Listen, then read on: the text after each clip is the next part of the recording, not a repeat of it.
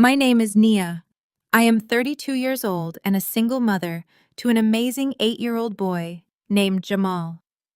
At our family cookout last weekend, my son walked up to the grill and asked for a simple hamburger. My brother Marcus snatched the plate right out of his hands and announced to the entire backyard that burgers were only for kids with a bright future. He told everyone that with my son's reading delays, he only deserved a plain peanut butter sandwich. My mother Vivian and my white sister-in-law Chloe just looked at each other and nodded in agreement. I did not scream or cry or throw a fit. I quietly took my son by the hand and we walked away. At 11:55 that night, Marcus texted me to say I needed to remember my place as the family failure. What he did not know was that as his message lit up my phone screen, I was already logging into the encrypted servers of my own multi-million-dollar cybersecurity and data analytics firm, a firm that was currently holding his entire financial future in the palm of my hands. Before I dive into the rest of this story, let me know where you are tuning in from in the comments below. Hit that like button and subscribe if you have ever had to protect your child from the toxic people who share your bloodline. Growing up in Atlanta, I was used to Sunday cookouts being the soul of our community. But ever since Marcus married Chloe, the dynamic had shifted from warm family gatherings to pretentious displays of wealth. Marcus was a real estate developer heavily leveraged and obsessed with projecting an image of Black excellence that felt more like a cheap reality television show. Chloe came from a supposedly wealthy background, and she never missed a single opportunity to remind us of her elevated status. The cookout was hosted at their massive rented estate. The moment I arrived with Jamal, Chloe immediately handed me a heavy tray of raw chicken and pointed toward the kitchen like I was the hired help. She looked me up and down, taking in my simple sundress, and gave that tight little smile she always used to mask her insults. She said it was so brave of me to wear last season's discount rack collection to a formal family event. I bit my tongue hard and went straight to the kitchen. My mother Vivian was already in there arranging expensive appetizers on silver platters. Mom always valued status over substance. She fawned over Marcus and Chloe because Marcus was supposedly on the verge of landing a $50 million luxury resort development deal. To my mother, Marcus was the undisputed king of the family, and I was just the struggling single mom working some invisible entry-level computer job. I started prepping the food while keeping a close eye on Jamal through the large bay window. He was a sweet boy, incredibly smart and full of life, but he struggled with dyslexia. We were working on it intensely with tutors, and he was making beautiful progress. But to my image-obsessed family, any learning difference was a mark of shame to be hidden away. Chloe wandered into the kitchen, holding her crystal wine glass. She sighed loudly and asked how Jamal was doing in his special classes. She leaned heavily on the word special, with a thick dose of condescension. She then suggested that maybe if I had chosen a better father for him or secured a higher-paying job, I could afford the kind of elite private tutoring her friends used for their perfect children. My mother chimed in right on cue, agreeing with Chloe completely. Mom told me I needed to face reality and accept that Jamal was just slow. She said I should focus on teaching him a manual trade rather than pushing him academically so he would not embarrass the family name later in life. My hands shook as I washed the vegetables under the cold water, but I kept my mouth shut. Engaging with them only ever led to being gaslit and told I was an angry woman overreacting to their simple, helpful advice. The afternoon dragged on with Marcus holding court by the massive outdoor grill. He was loud and boasting about his upcoming $50 million deal, making sure all the neighbors and extended relatives heard exactly how successful and powerful he was. Jamal had been playing quietly by himself in the yard, avoiding the older cousins who usually teased him. Around 3 o'clock, the food was finally ready, and the kids were allowed to line up first. Jamal waited patiently in line, and when it was his turn, he politely asked his Uncle Marcus for a cheeseburger. I watched from the patio as Marcus looked down at my sweet, innocent boy. Instead of handing him the food, Marcus pulled the plate back sharply. His voice boomed across the yard, catching everyone's immediate attention. He told Jamal that burgers were for the smart kids who brought home straight A report cards. He looked right at me across the lawn and shouted that kids who could not even read at grade level only got the cheap hot dogs or a peanut butter sandwich. He said loudly that we do not reward mediocrity in this family. The entire backyard went completely silent. The upbeat music seemed to fade away into nothing. I expected anyone to step in and say that was a horrible thing to say to an 8-year-old boy. Instead, I heard Chloe let out a sharp, cruel laugh. I looked at my mother, expecting her maternal instinct to finally kick in and protect her grandson from this abuse. But Vivian just shook her head and took a casual sip of her sweet tea. She actually told the crowd that Marcus was just practicing tough love, and that Jamal needed to learn that the real world does not coddle people who fall behind. My son stood there frozen in front of the grill, his lower lip trembling as the absolute humiliation washed over him. The cousins giggled and whispered, pointing at him. It was a coordinated public execution of an 8-year-old boy's self-esteem, orchestrated by his own uncle and happily endorsed by his grandmother. A cold, heavy wave of clarity crashed over my entire body. I did not yell. I did not throw a drink or cause the kind of dramatic scene they were clearly trying to provoke, so they could label me as unstable. I walked across the manicured grass, my posture completely straight, and my steps measured and calm. I reached my son, took his small, shaking hand in mine, and gently told him we were leaving. Marcus laughed, telling me not to be so sensitive, and that I was ruining a perfectly good boy by coddling him.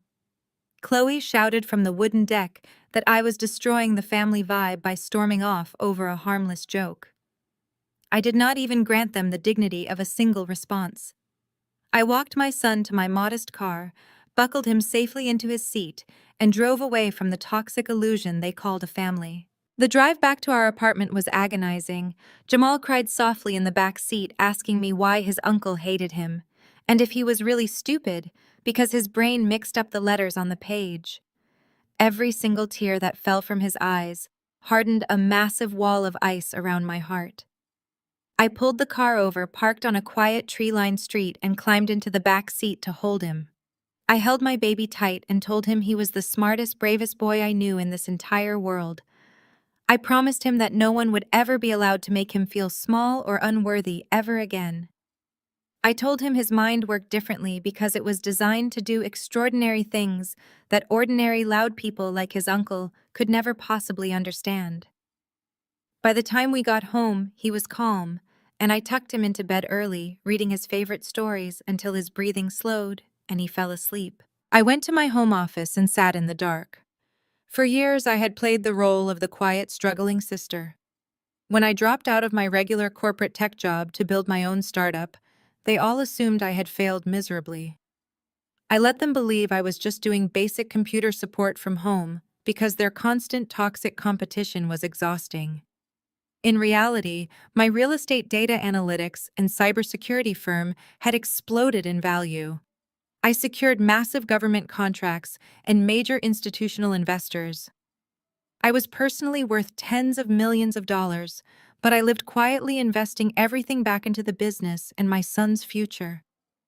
At exactly 11:55, my phone lit up on the desk. It was a text message from Marcus. It read that I was just like my son, a fragile failure. He told me to learn my place in this family or stop coming around altogether. I read the message twice. I did not feel the usual sting of rejection or the urge to cry. I felt absolute pure power. I set the phone face down on the desk and opened my laptop. The blue light from the screen illuminated the dark room. I bypassed multiple security firewalls and logged directly into my company's primary investment dashboard. Just hours before the cookout, my chief financial officer had flagged a highly suspicious loan application attempting to leverage a historic family property. It was the deed to Big Mama's land, the exact property our great-grandmother had worked her entire life washing floors to buy. I pulled up the encrypted files and saw Marcus's name plastered all over the fraudulent banking documents. He was secretly drowning in massive debt and desperate for fast cash to secure his fake $50 million deal. He had crossed a legal line that would completely destroy him. My fingers flew across the keyboard as I initiated a total financial audit of his operations. They wanted to talk about who had a future. I was about to make sure Marcus and Chloe had absolutely none. I poured a fresh cup of dark roast coffee, the steam rising in the quiet stillness of my kitchen. The morning sun was just barely beginning to peek through the blinds, but I had been awake for hours. My laptop sat open on the granite counter surrounded by 3 portable monitors I used for deep data dives. The encrypted dashboard of my firm was flashing a silent, persistent red alert. As the CEO of a cybersecurity company that handles risk assessment for Fortune 500 clients, I built algorithms designed to detect financial anomalies before they turn into full-blown catastrophes.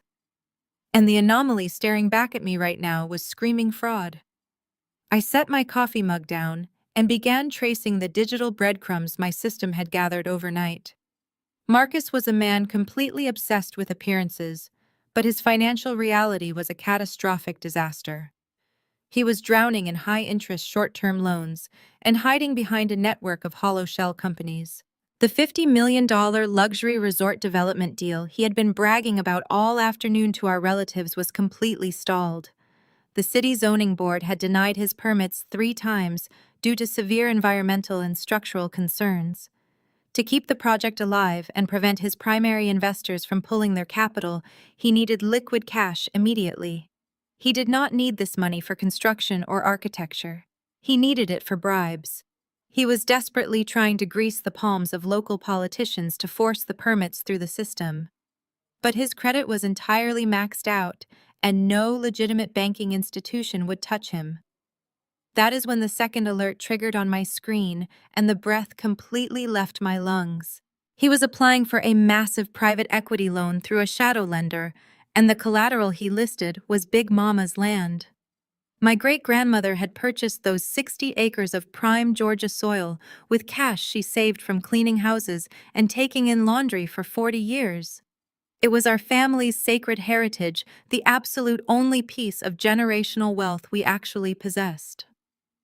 Big Mama had left the deed in a highly specific trust, requiring the legal notarized signature of both my mother and myself to ever sell, leverage, or alter the property in any way. I stared at the scanned loan application pulled directly from the lender's unsecured server. There, at the bottom of the 3rd page, was my signature perfectly forged.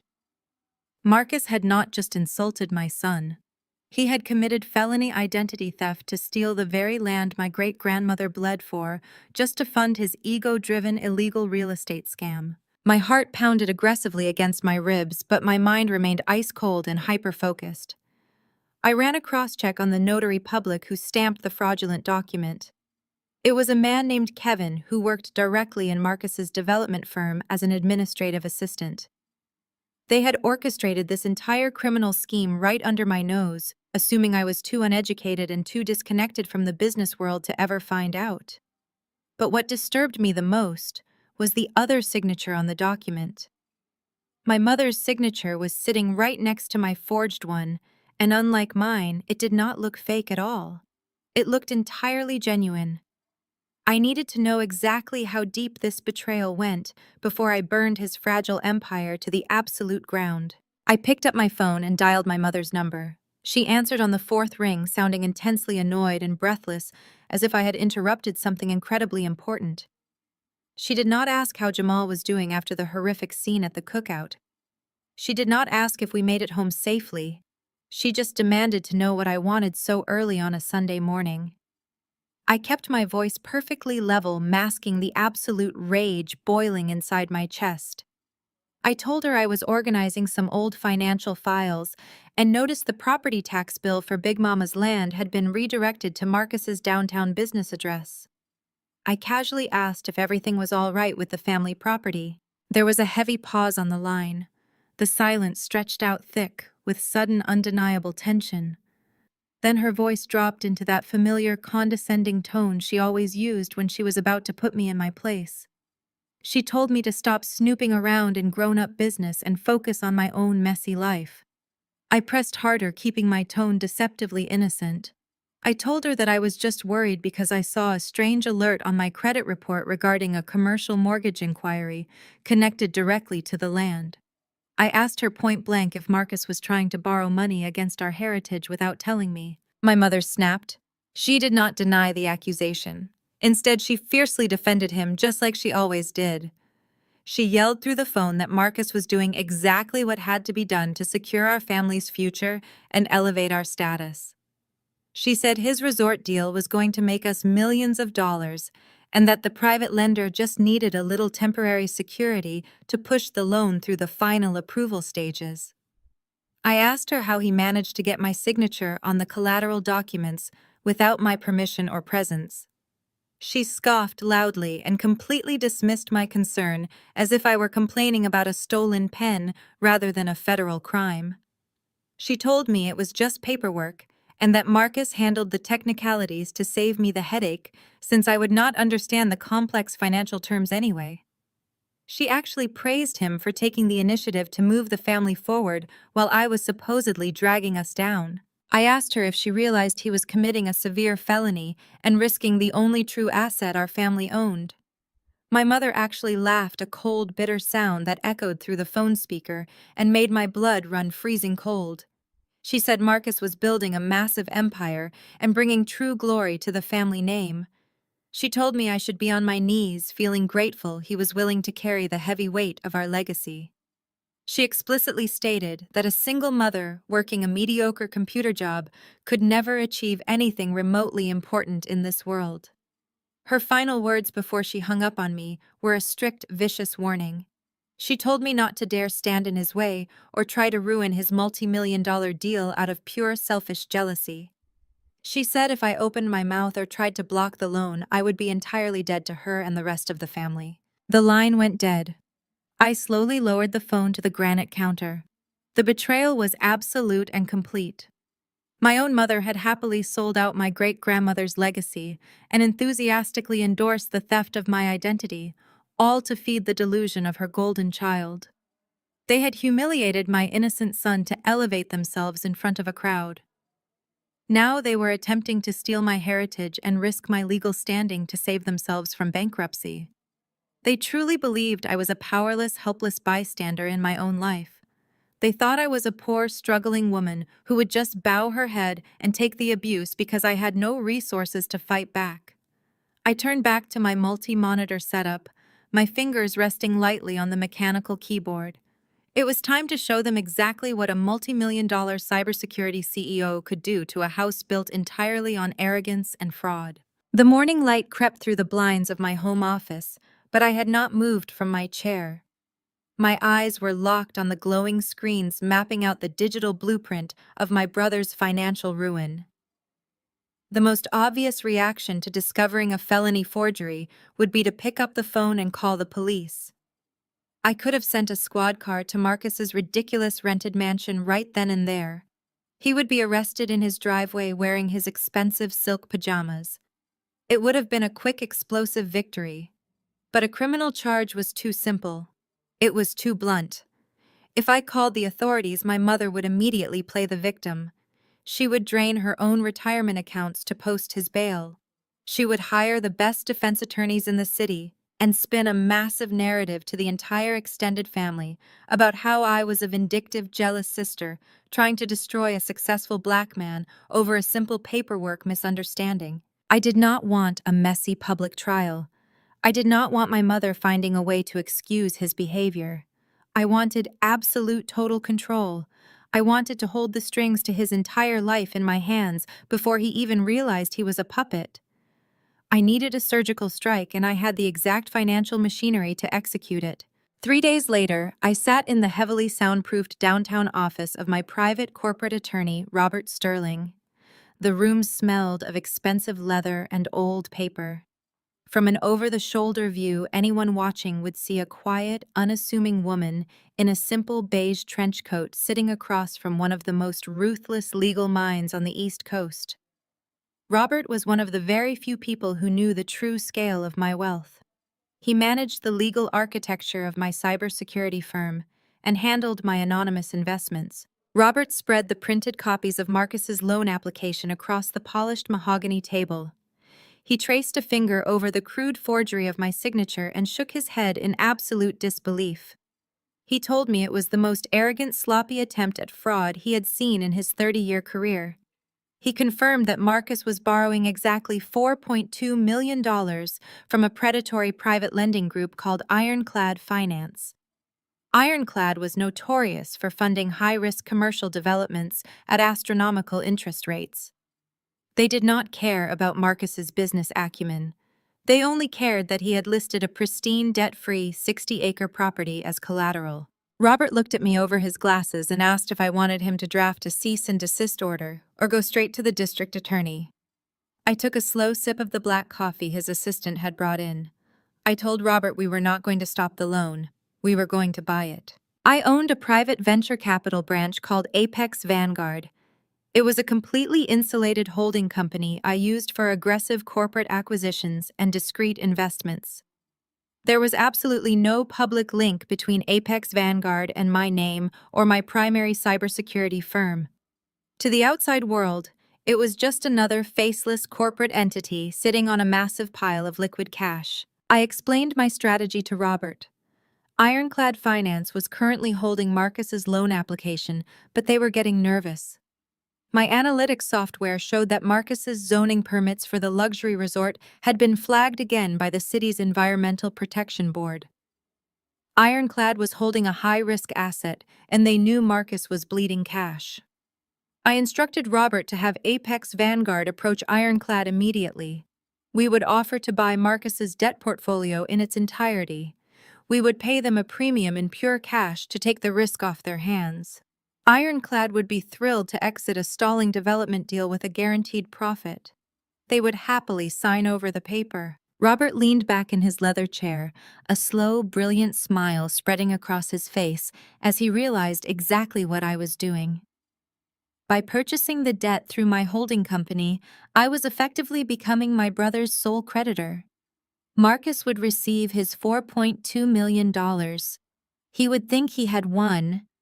He would think he successfully forged my name, bypassed my authority, and secured the funds to bribe his way through the city zoning board. But legally, Apex Vanguard would own the mortgage. Apex Vanguard would hold the lien on Big Mama's land. And I was Apex Vanguard. The legal machinery moved with terrifying speed. Within 48 hours, Robert had executed the buyout. Ironclad Finance transferred the entire debt portfolio to my holding company. I sat in Robert's office and signed the final acquisition papers. As I pressed my pen to the heavy parchment, I looked down at my real signature. It was sharp, precise, and authentic. It stood in stark contrast to the shaky, desperate forgery my brother had submitted just days prior. With that single stroke of a pen, Marcus officially became my property. Every dollar he spent, every brick he laid for his imaginary luxury resort was now legally tied to a company I controlled with absolute authority. I had effectively pulled the ground out from under him while making him feel like he was standing on top of the world. He was a man walking on a tightrope, and I was the one holding the safety net, deciding exactly when to pull it away. That Friday evening, my phone buzzed on the kitchen counter while I was helping Jamal with his reading homework. It was a notification from the family group chat. Marcus had sent a massive block of text accompanied by a photo of himself and Chloe clinking crystal champagne flutes at a high-end steakhouse. The message read in all capital letters that he had just secured the final round of funding for the resort. He bragged that the money was officially in his accounts and construction would begin by the end of the month. He called himself a visionary. He thanked our mother for always believing in him and told the rest of the family to get ready because he was about to elevate the family name to a level none of us could comprehend. My mother immediately replied with a string of heart emojis calling him her brilliant king. My sister-in-law Chloe added a comment saying that true success requires bold moves that small-minded people could never understand. It was a thinly veiled shot at me continuing the narrative they had established at the cookout. I sat at my kitchen island watching the celebratory messages roll in one after another. They were cheering for a victory funded by a felony. They were toasting to a $4 million rope that was currently wrapped tightly around Marcus's neck. He thought he had outsmarted the system. He thought he had bypassed the quiet sister he despised so much. He had no clue that the faceless corporate giant now holding the deed to our family's heritage and the rights to his entire financial future was sitting in a modest apartment helping an 8-year-old boy sound out vocabulary words. I did not reply to the group chat. I did not send a passive-aggressive comment or try to diminish his celebration. I simply locked my phone screen and turned my full attention back to my son. The trap was set. The bait had been taken. Marcus had all the money he needed to dig his hole even deeper. All I had to do now was wait in the absolute silence for the perfect moment to call in his debt. 2 weeks had passed since I quietly purchased my brother's fraudulent debt and effectively became the sole owner of his financial future. The illusion of his massive success was currently on full public display at my parents' 40th wedding anniversary dinner. We were seated in the heavily decorated private dining room of an incredibly exclusive French restaurant downtown. It was a place Marcus had specifically insisted on booking to flaunt his newly acquired capital to the rest of the extended family. The crystal chandeliers hanging above us cast a warm golden glow over the long mahogany table, illuminating the fine china and polished silver. I watched the entire scene unfold with absolute emotional detachment. My mother was holding court at the head of the table, wearing a blindingly expensive new diamond necklace Marcus and Chloe had just presented to her before the appetizers arrived. She was practically glowing with immense pride, hanging on to every single word my brother said, and repeatedly telling the other relatives how incredibly blessed she was to have such a visionary son. Marcus sat directly next to her, swirling a glass of vintage wine and loudly detailing his supposed construction timelines for the luxury resort. He was playing the role of the self-made billionaire perfectly. He was completely unaware that the actual corporate giant holding his financial execution orders was sitting quietly at the opposite end of the table, cutting up a piece of roasted chicken for her 8-year-old son. Marcus barked orders at the waitstaff, snapped his fingers when his water glass was low, and behaved with the aggressive arrogance of a man who believed he was utterly untouchable. Chloe was seated next to him, projecting the flawless image of a wealthy and highly supportive wife. She wore a dress that screamed expensive couture and a smile that radiated pure, unadulterated condescension. Throughout the first 3 courses, she made sure to direct subtle, pointed remarks my way. She loudly asked if my little computer job was paying me enough to keep the lights on in my apartment. She offered to send me some of her old designer clothes to wear to the office so I could look a bit more presentable. I smiled politely and gave quiet, non-committal answers, completely refusing to give her the emotional reaction she was desperately fishing for. My absolute silence and refusal to act humiliated only seemed to agitate her further. She wanted me to feel small, but I was sitting on a mountain of power she could not even begin to comprehend. As the waiters cleared our main courses and poured coffee for the table, Chloe decided it was time to shift the spotlight back to her own supposed generosity. She stood up and announced to the entire room that she had brought special celebration gifts for all the grandchildren to mark the family milestone. She signaled a waiter who brought over several beautifully wrapped heavy boxes from the coat check room. The other children at the table, my cousin's kids, eagerly tore into their expensive gifts. Chloe had purchased them the latest premium tablets, high-end wireless headphones, and limited edition designer sneakers. The parents gushed with overwhelming gratitude, praising Marcus and Chloe for spoiling the children and being such incredible role models.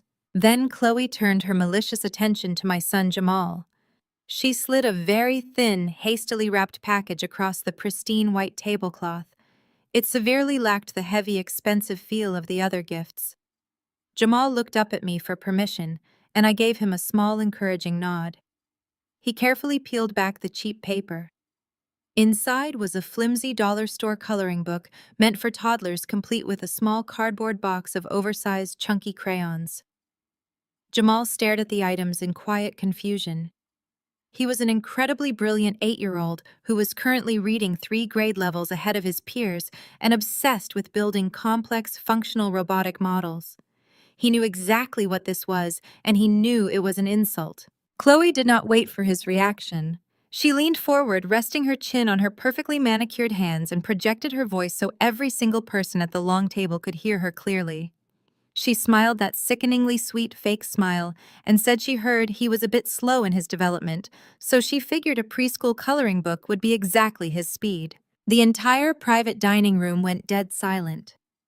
The clinking of expensive silverware stopped completely. The quiet, pleasant hum of family conversation vanished in an instant.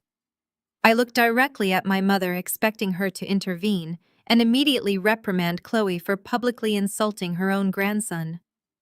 Instead, my mother simply took a slow sip of her wine and looked out the window, completely validating the horrific insult through her deliberate silence.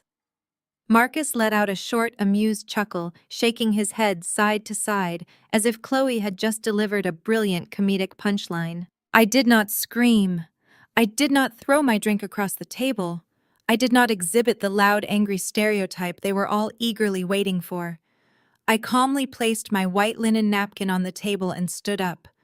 The scraping of my chair against the hardwood floor sounded like a gunshot in the desperately quiet room. I reached across the table and picked up the insulting coloring book. I walked slowly, deliberately around the edge of the large table until I was standing directly behind Chloe. The smug, arrogant smile on her face began to falter slightly as I dropped the cheap book directly onto her expensive chocolate dessert plate, splashing dark raspberry sauce onto the sleeve of her dress. I kept my voice incredibly low, icy, and completely steady, ensuring the entire table had to hold their collective breath to hear every single word I said. I told her that my son was currently testing in the 99th percentile for mathematics and reading comprehension nationwide. I told her he built functional circuit boards for fun on the weekends, while she spent her entire life staging fake luxury photos for an audience of strangers who did not actually care if she lived or died. I told her that attacking a brilliant, innocent 8-year-old child to compensate for her own crushing intellectual and moral inadequacies was the most pathetic display of deep-rooted insecurity I had ever witnessed in my entire life. Chloe gasped loudly, her face turning a deep mottled red. She tried to stand up, but I stepped closer, forcing her to remain seated in her chair. I was nowhere near finished. I decided to pull back the curtain on the fake reality she was so desperately trying to sell to my family. I asked her loudly why she was buying expensive premium tablets for the other children when her own personal credit score was currently sitting in the low 500s. I asked her how she planned to pay off the massive limit on her 3 secondary credit cards, which she had maxed out completely just to maintain the fragile illusion of wealth. I pointed out that the designer dress she was currently wearing was a cheap counterfeit knockoff imported from an overseas replica site because they could not actually afford the genuine article. The table gasped in unison. My mother dropped her wine glass, the dark red liquid spilling aggressively onto the white tablecloth. Marcus stood up violently, his chair crashing backward to the floor. He pointed a shaking, angry finger directly in my face and demanded to know how I dared to speak to his wife that way in front of the family. He yelled that I was a bitter, jealous failure trying to ruin their beautiful evening because I was miserable in my own pathetic life.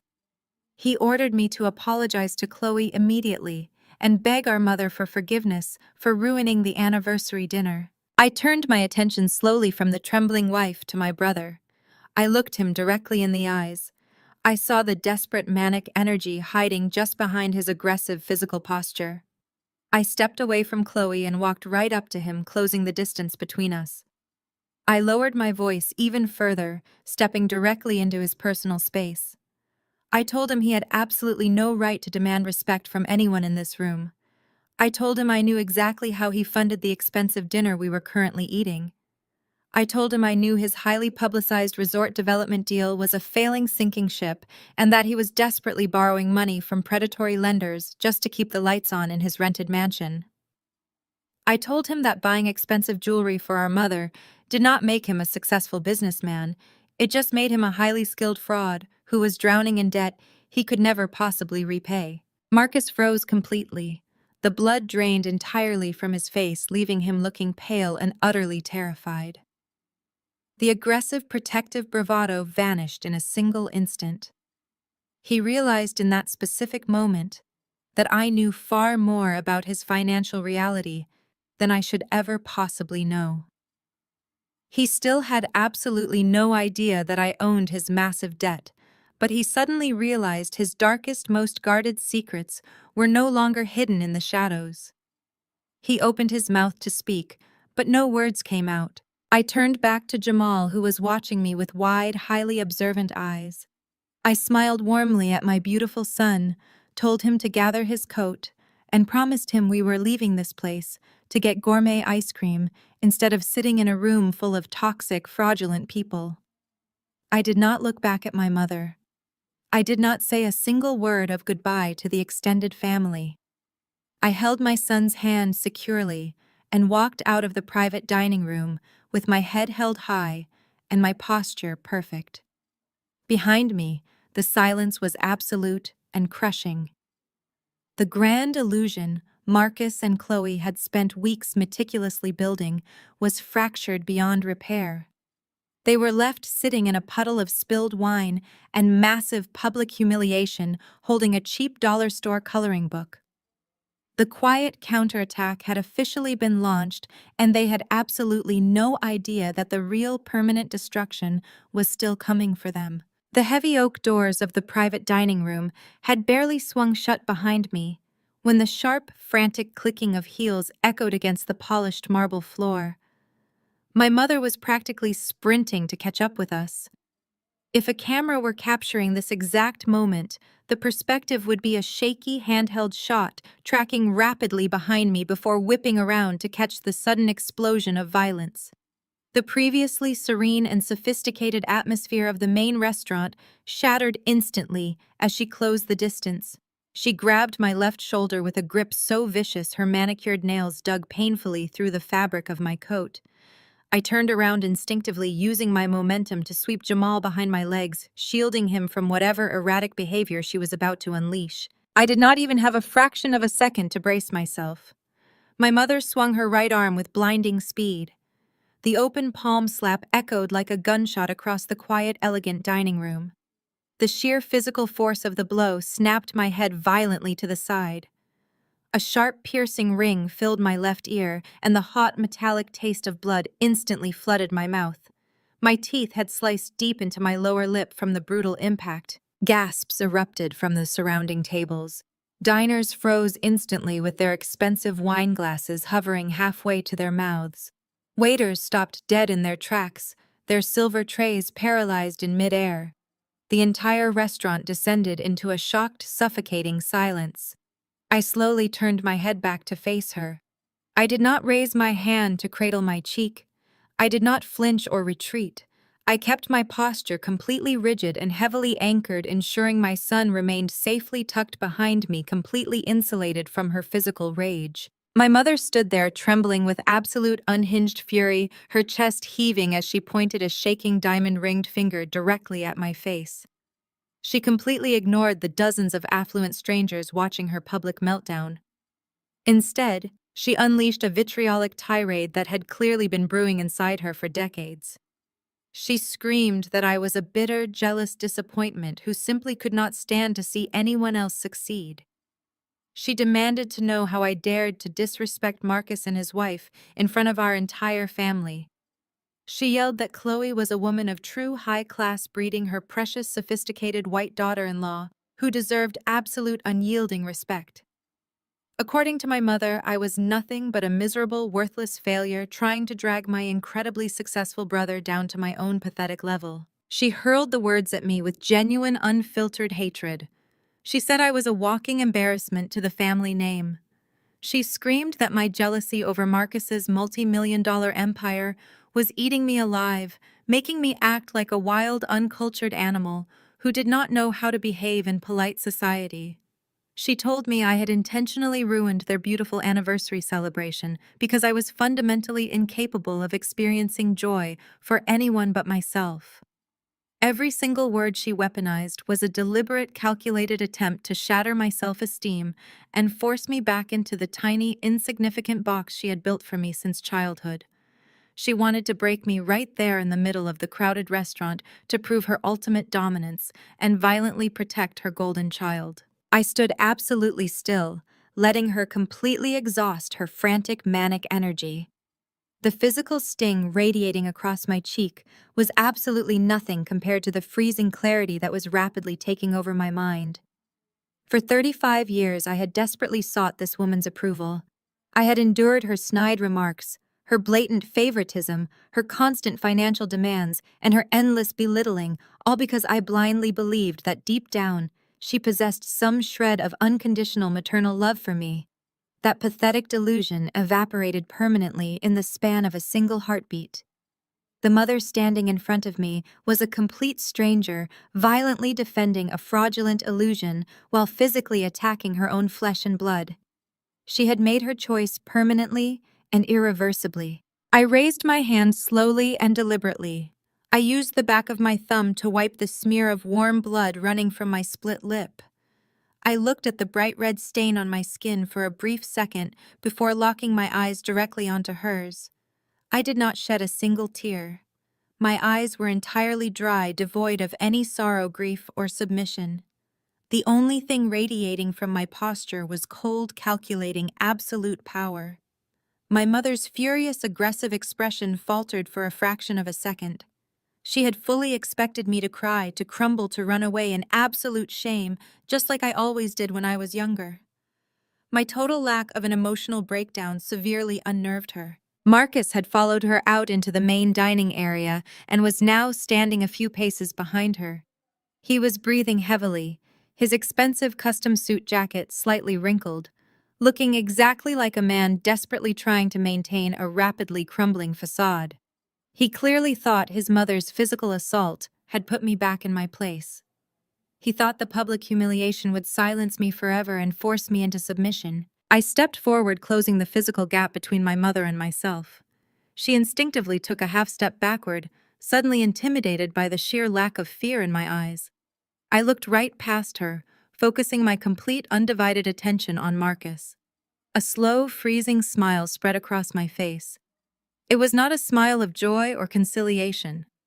It was the smile of a predator looking directly at trapped prey. I kept my voice incredibly calm, projecting my words so they carried perfectly across the dead silent restaurant, cutting through the heavy tension like a surgical blade. I told Marcus that I genuinely wanted to congratulate him.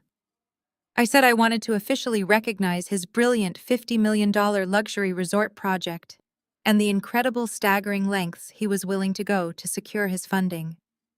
I praised his highly aggressive business tactics and told him that his desperate late-night financial maneuvers were truly something to behold. I congratulated him specifically on the massive private equity loan he was so proudly celebrating tonight. Marcus's eyes widened in sheer absolute panic. The color completely drained from his face, leaving him looking like a terrified ghost standing beneath the glowing crystal chandeliers. He realized in that exact microsecond that my knowledge of his affairs was not just a passing jealous suspicion. I possessed intimate, specific, highly guarded details of his confidential financial lifelines. The confident, arrogant billionaire persona he had been broadcasting all night vanished instantly, leaving behind nothing but a terrified, exposed fraud. I continued speaking, my tone dripping with lethal precision. I told him to enjoy every single second of this beautiful, expensive anniversary dinner because running a multi-million-dollar empire built entirely on high-interest shadow debt and forged legal documents was an incredibly stressful endeavor. I wished him the absolute best of luck with his impending construction deadlines, his angry primary investors, and his endless battles with the city zoning board. I told him he was going to need every single ounce of that luck in the very near future when his creditors finally came to collect their absolute due. I did not explicitly mention the holding company. I did not tell him that I was the phantom corporate entity currently holding the deed to his financial execution. I wanted him to sweat in pure ignorance. I wanted him to lay awake in his rented mansion, terrified of the invisible walls rapidly closing in around his fragile empire. My congratulatory words were a perfectly wrapped death sentence delivered with a blood-stained smile. My mother tried to speak, attempting to launch another furious verbal assault to defend him, but her voice completely failed her. The sheer dominant confidence in my posture and the terrifying implication of my words to Marcus had completely neutralized her rage.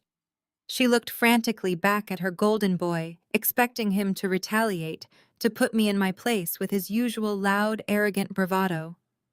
But Marcus was entirely paralyzed. He stood frozen in the center of the upscale restaurant, staring at me with absolute, unadulterated fear. I turned my back on them both.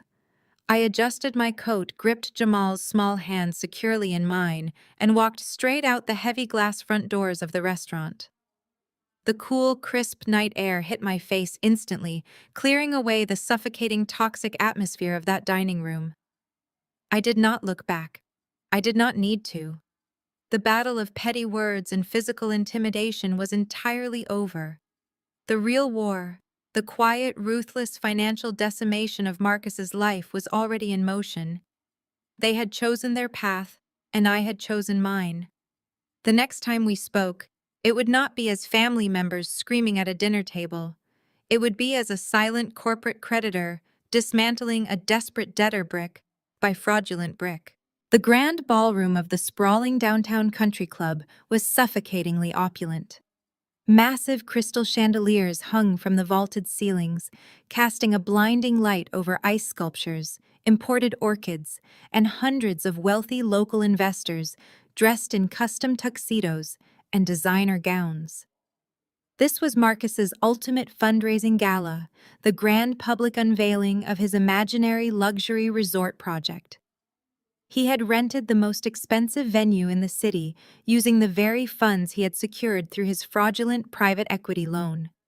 The entire evening was a desperate, highly calculated theatrical performance designed to convince the local politicians and zoning board members that he was a legitimate heavy-hitting real estate mogul. I stood completely still in the shadowed alcove near the massive arched doors, a glass of sparkling mineral water resting lightly in my right hand. I was not formally invited to this event. I simply walked past the security detail at the front entrance because the event was technically being paid for by capital that belonged entirely to my holding company. I owned the ground Marcus was currently standing on. The live jazz band abruptly stopped playing as the heavy velvet curtains at the front of the room were pulled back. The crowd applauded as Marcus confidently stepped onto the raised podium. He wore a pristine midnight blue tuxedo that was tailored to absolute perfection. His smile was blindingly bright, radiating the aggressive, magnetic charisma that had fooled our mother and the rest of the family for decades.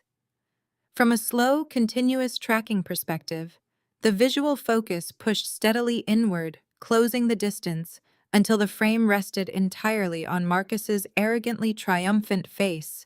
He gripped the microphone with both hands, soaking in the applause of the city's elite. He looked exactly like a man who believed he had conquered the entire world. The perspective then smoothly shifted, panning across the crowded room to rest entirely on my face. I stood in the dim light, completely motionless. My expression was perfectly blank, displaying the cold, detached observation of a scientist watching a laboratory rat eagerly approach a loaded spring trap. Marcus raised his hand to quiet the cheering crowd.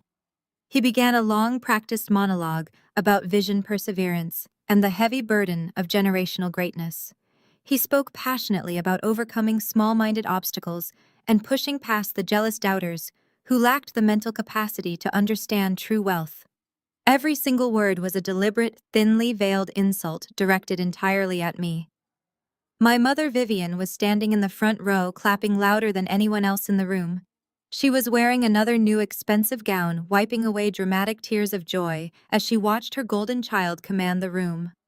Chloe stood right beside her, dripping in heavy diamond jewelry that I knew for a fact was purchased on a dangerously high-interest credit line. They were feeding off his delusional energy, completely intoxicated by the fake reality he had constructed. Then Marcus delivered the exact words I had come to hear. He puffed out his chest, looking directly at the city zoning commissioners seated at the VIP tables. He proudly announced that after months of intense negotiation, he had officially secured the ultimate financial backing to bring his $50 million resort to life. He bragged that the legendary private equity firm Apex Vanguard had recognized his sheer brilliance and chosen to fully fund his entire development project. He spoke the name of my holding company with absolute reverence. He told the captivated audience that Apex Vanguard was a ruthless, untouchable giant in the financial sector, and that their decision to back his project was the ultimate validation of his genius. He proudly declared that the final $50 million disbursement contract would be signed, sealed, and delivered by the absolute end of the month. Listening to my brother publicly worship my shadow company was the most profoundly satisfying experience of my entire life. He was standing on a brightly lit stage, eagerly bragging to hundreds of people about handing his throat directly to the executioner. He actually believed he had outsmarted the system. He believed he had successfully bypassed his mediocre sister, forged her signature, and tricked a massive Wall Street entity into funding his illegal bribes and architectural fantasies. He had absolutely no idea that the ruthless, untouchable financial giant he was currently praising was the exact same woman he had been tormenting, humiliating, and stealing from since childhood. The trap had not just snapped shut. He had willingly locked himself inside and handed me the only key. As the crowd erupted into a massive standing ovation, Marcus handed the microphone back to the event coordinator and stepped down from the podium. He immediately began working the room, shaking hands and posing for photographs with local politicians. It did not take him long to spot me standing quietly in the shadows near the exit. The moment he saw me, his triumphant smile faltered for a fraction of a second, but it quickly morphed into a sneer of pure, malicious arrogance. He whispered something to Chloe and my mother. The three of them immediately broke away from their circle of admirers and marched directly toward my corner of the ballroom. They moved like a pack of predators eager to finish off a wounded animal. Marcus stopped 2 feet in front of me, casually swirling the champagne in his crystal flute. He looked me up and down with exaggerated pity. He asked me what I was doing crashing an exclusive event that was clearly miles above my tax bracket. He chuckled deeply and asked if I had finally come to my senses and decided to beg him for a low-level administrative job at his new resort. Chloe chimed in immediately, her voice dripping with artificial sweetness. She told me I should be incredibly grateful that Marcus was willing to overlook my horrific behavior at the anniversary dinner and still allow me to stand in the same room as his wealthy investors. My mother simply glared at me, her eyes narrowed with sharp resentment, warning me silently not to cause another scene and embarrass her golden boy in front of the city elite. I did not break eye contact with my brother. I kept my voice incredibly soft, forcing him to lean in slightly to hear me over the ambient noise of the crowded ballroom. I told him I was simply dropping by to congratulate him on securing such a massive legendary backer for his project. I asked him with deceptive innocence how he managed to land a deal with a firm as notoriously strict and aggressive as Apex Vanguard. Marcus took the bait without a single second of hesitation. His ego completely overrode any basic sense of caution. He puffed out his chest again, eager to assert his absolute dominance over me. He began lying through his teeth with terrifying ease. He claimed that the acquisition process was incredibly complex and required a level of financial literacy I could never possibly comprehend. He boasted that he had personally flown to New York to have private closed-door dinners with the board of directors. He actually looked me dead in the eye and claimed that the anonymous CEO of Apex Vanguard was a close personal friend of his now. He said they had shared expensive scotch and laughed together about how easily Marcus was going to dominate the local real estate market. I listened to his elaborate, ridiculous fiction without blinking. My brother was standing in front of me, vividly describing a fake dinner with a fake friend, completely oblivious to the fact that the CEO of Apex Vanguard was currently staring right back at him, memorizing every single lie that fell from his mouth. I asked him if he had read the fine print of the disbursement contract carefully. I mentioned casually that firms like Apex Vanguard were famous for embedding brutal acceleration clauses into their mezzanine debt structures, allowing them to seize all collateral immediately upon any breach of contract. Marcus scoffed loudly, waving his hand dismissively in my face. He told me to stop pretending I knew anything about high-level corporate finance. He said his lawyers had reviewed every single page of the agreement, and the terms were absolutely perfect.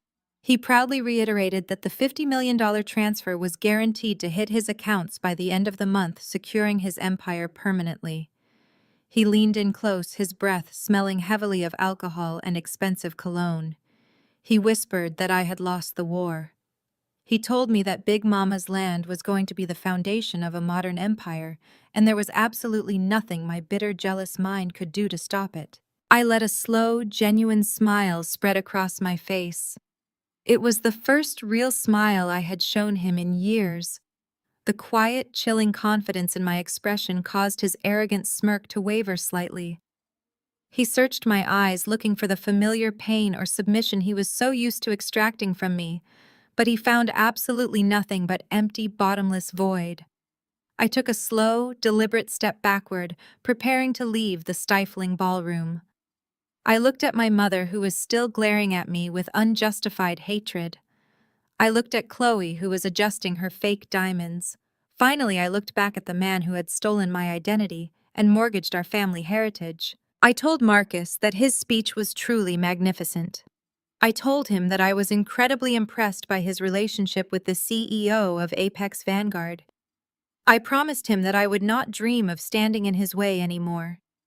As I turned to walk out the heavy arched doors, I glanced back over my shoulder one final time. I told him I was very much looking forward to the end of the month. I assured him with absolute terrifying sincerity that the final contract signing was going to be an event he would remember for the rest of his natural life. I walked out into the cool night air, leaving my brother standing in his expensive tuxedo, completely unaware that the countdown to his absolute destruction had officially begun. The visual perspective shifts smoothly as a Steadicam glides through the quiet expanse of my penthouse living room, capturing the golden city lights reflecting off the floor-to-ceiling windows. I am seated in a deep leather armchair, a single crystal glass of sparkling water resting on the side table beside me. The ambient lighting is low and sophisticated, casting long shadows across the thick dossiers spread open on my lap. Marcus was already walking blindly into the financial slaughterhouse I had constructed for him, but my brother was only half of the equation. Chloe was the other half, and she required a completely different kind of dismantling. While Marcus was a loud, arrogant fool driven by blind ego, Chloe was a calculated parasite. She had spent years actively tormenting me, looking down her perfectly contoured nose at my son and projecting the image of a wealthy, highly educated aristocrat. I wanted to know exactly where her supposed generational wealth came from. The scene cuts sharply to the harsh fluorescent lights of a secure conference room inside the Apex Vanguard corporate headquarters. I am standing at the head of a massive glass table, surrounded by my top-tier financial investigators and forensic accountants. The energy in the room is electric and intensely focused. My lead investigator, David, slides a thick, meticulously tabbed binder directly into my hands. I open the file, and the meticulously crafted illusion of Chloe's entire life immediately shatters into a million pathetic pieces. The Steadicam returns to me in my quiet living room, where I slowly turn the pages of the dossier, a cold, humorless smile touching the corners of my mouth. Chloe had sold my mother and the entire extended family a brilliant fairy tale. She claimed to be the heiress of a prominent New England shipping family, educated at exclusive Swiss boarding schools, and accustomed to a life of high society privilege. The actual truth, printed clearly on the certified background checks in my hands, was profoundly different. Her real name was Chloe Miller. She was born in a dilapidated trailer park in rural Ohio to parents who had filed for bankruptcy 3 separate times before she turned 18. Poverty is not a crime, and I would never judge a person for their humble beginnings. But Chloe had not just escaped her past. She had aggressively buried it beneath a mountain of lies and then weaponized her fake aristocratic pedigree to degrade and humiliate people like me and Jamal. The camera perspective shifts back to the glass-walled war room. David points to a series of highlighted bank transfers projected onto the large digital screen on the wall. He explains exactly how Chloe managed to fund her expensive designer wardrobe and lease the luxury vehicles she and Marcus flaunted so proudly. She had never been an independent wealth consultant as she claimed. For the past 4 years, Chloe had been working as a mid-level administrative assistant at a boutique retirement management firm that catered exclusively to elderly high-net-worth individuals. Her job gave her direct, unrestricted access to the sensitive financial data of senior citizens who had declining cognitive abilities and no immediate family members to oversee their accounts. I stare at the projected screen in the war room, feeling a sharp spike of absolute disgust replacing my previous amusement. Chloe was not just a liar, she was an active, vicious predator. David brings up the specific details of her embezzlement scheme. She had been quietly identifying clients suffering from advanced Alzheimer's disease and dementia. Once she isolated a vulnerable target, she systematically opened secondary shadow credit lines in their names. She forged their signatures, manipulated their monthly statements, and rerouted the funds through a complex web of offshore shell accounts before depositing the stolen money directly into her own personal checking accounts. The scene transitions back to my dimly lit living room where I take a slow sip of water, letting the sheer magnitude of her crimes settle in my mind. She was siphoning hundreds of thousands of dollars from helpless elderly people. This was the brilliant, sophisticated woman my mother worshipped. This was the flawless white aristocrat who had dared to slide a cheap dollar store coloring book across a pristine restaurant table and insult my brilliant 8-year-old son. She had called Jamal slow while she was actively funding her counterfeit designer dresses and Marcus's fake billionaire lifestyle with money stolen from dying octogenarians. The staggering hypocrisy was so profound it bordered on pure psychotic delusion. In the corporate war room, I lean over the glass table, placing both hands flat against the cool surface. I ask David exactly how much she has stolen to date. He taps his tablet and a final number flashes on the screen. Over $800,000. She had completely drained the life savings of a widow named Eleanor and maxed out fraudulent credit cards under the name of a retired veteran named Arthur. She used Arthur's stolen pension to pay for the massive deposit on the luxury venue where Marcus had hosted his absurd $50 million fundraising gala. My brother's entire public triumph was literally financed by the systematic abuse of helpless senior citizens. I look at David and instruct him to compile every single piece of forensic evidence, every forged signature, every IP address log, and every illegal bank transfer into a master encrypted file. I tell him to prepare the documents for immediate handoff to the Federal Bureau of Investigation and the Consumer Financial Protection Bureau. David nods but asks if we should alert the authorities immediately. I shake my head no. Timing in warfare is absolutely everything. If I turned her in today, the police would arrest her quietly at her desk, and Marcus would undoubtedly try to spin the situation claiming he was an innocent victim of a deceptive wife. He would play the martyr, and my mother would eagerly support his tragic narrative. I could not allow that to happen. Their absolute destruction needed to be simultaneous, public, and entirely inescapable. The Steadicam circles me slowly in the living room, capturing the cold, calculated resolve settling permanently over my features. I close the thick dossier and rest my hands gently on top of the leather cover. Marcus and Chloe were a match made in absolute fraudulent heaven. Two parasitic grifters who had somehow convinced themselves that they were superior to everyone else around them. They thought they had outsmarted the banks, outsmarted the law, and outsmarted me. They were currently sleeping soundly in their rented mansion, completely unaware that I now possessed the exact coordinates of their impending ruin. Chloe wanted to be treated like an aristocrat. She wanted the world to bow down to her perceived superiority and admire her stolen wealth. I was going to give her exactly what she wanted. I was going to ensure that her name was permanently etched into the public record, but it would not be in the society pages or the luxury lifestyle magazines. It would be printed in bold black ink on a federal indictment. I would let them enjoy their final few weeks of delusional grandeur. I would let Marcus plan his massive contract signing party and invite every single wealthy investor and politician he wanted to impress. I would let Chloe buy one more counterfeit designer gown with stolen money to wear to her husband's ultimate triumph. I leaned back in the leather chair, the city lights reflecting brightly in my eyes. The trap was no longer just a financial snare designed to bankrupt my brother. It had evolved into a perfectly orchestrated federal sting operation. When the end of the month finally arrived and Marcus confidently raised his gold-plated pen to sign the $50 million Apex Vanguard disbursement contract, the doors to the venue were not going to open for the press or the catering staff.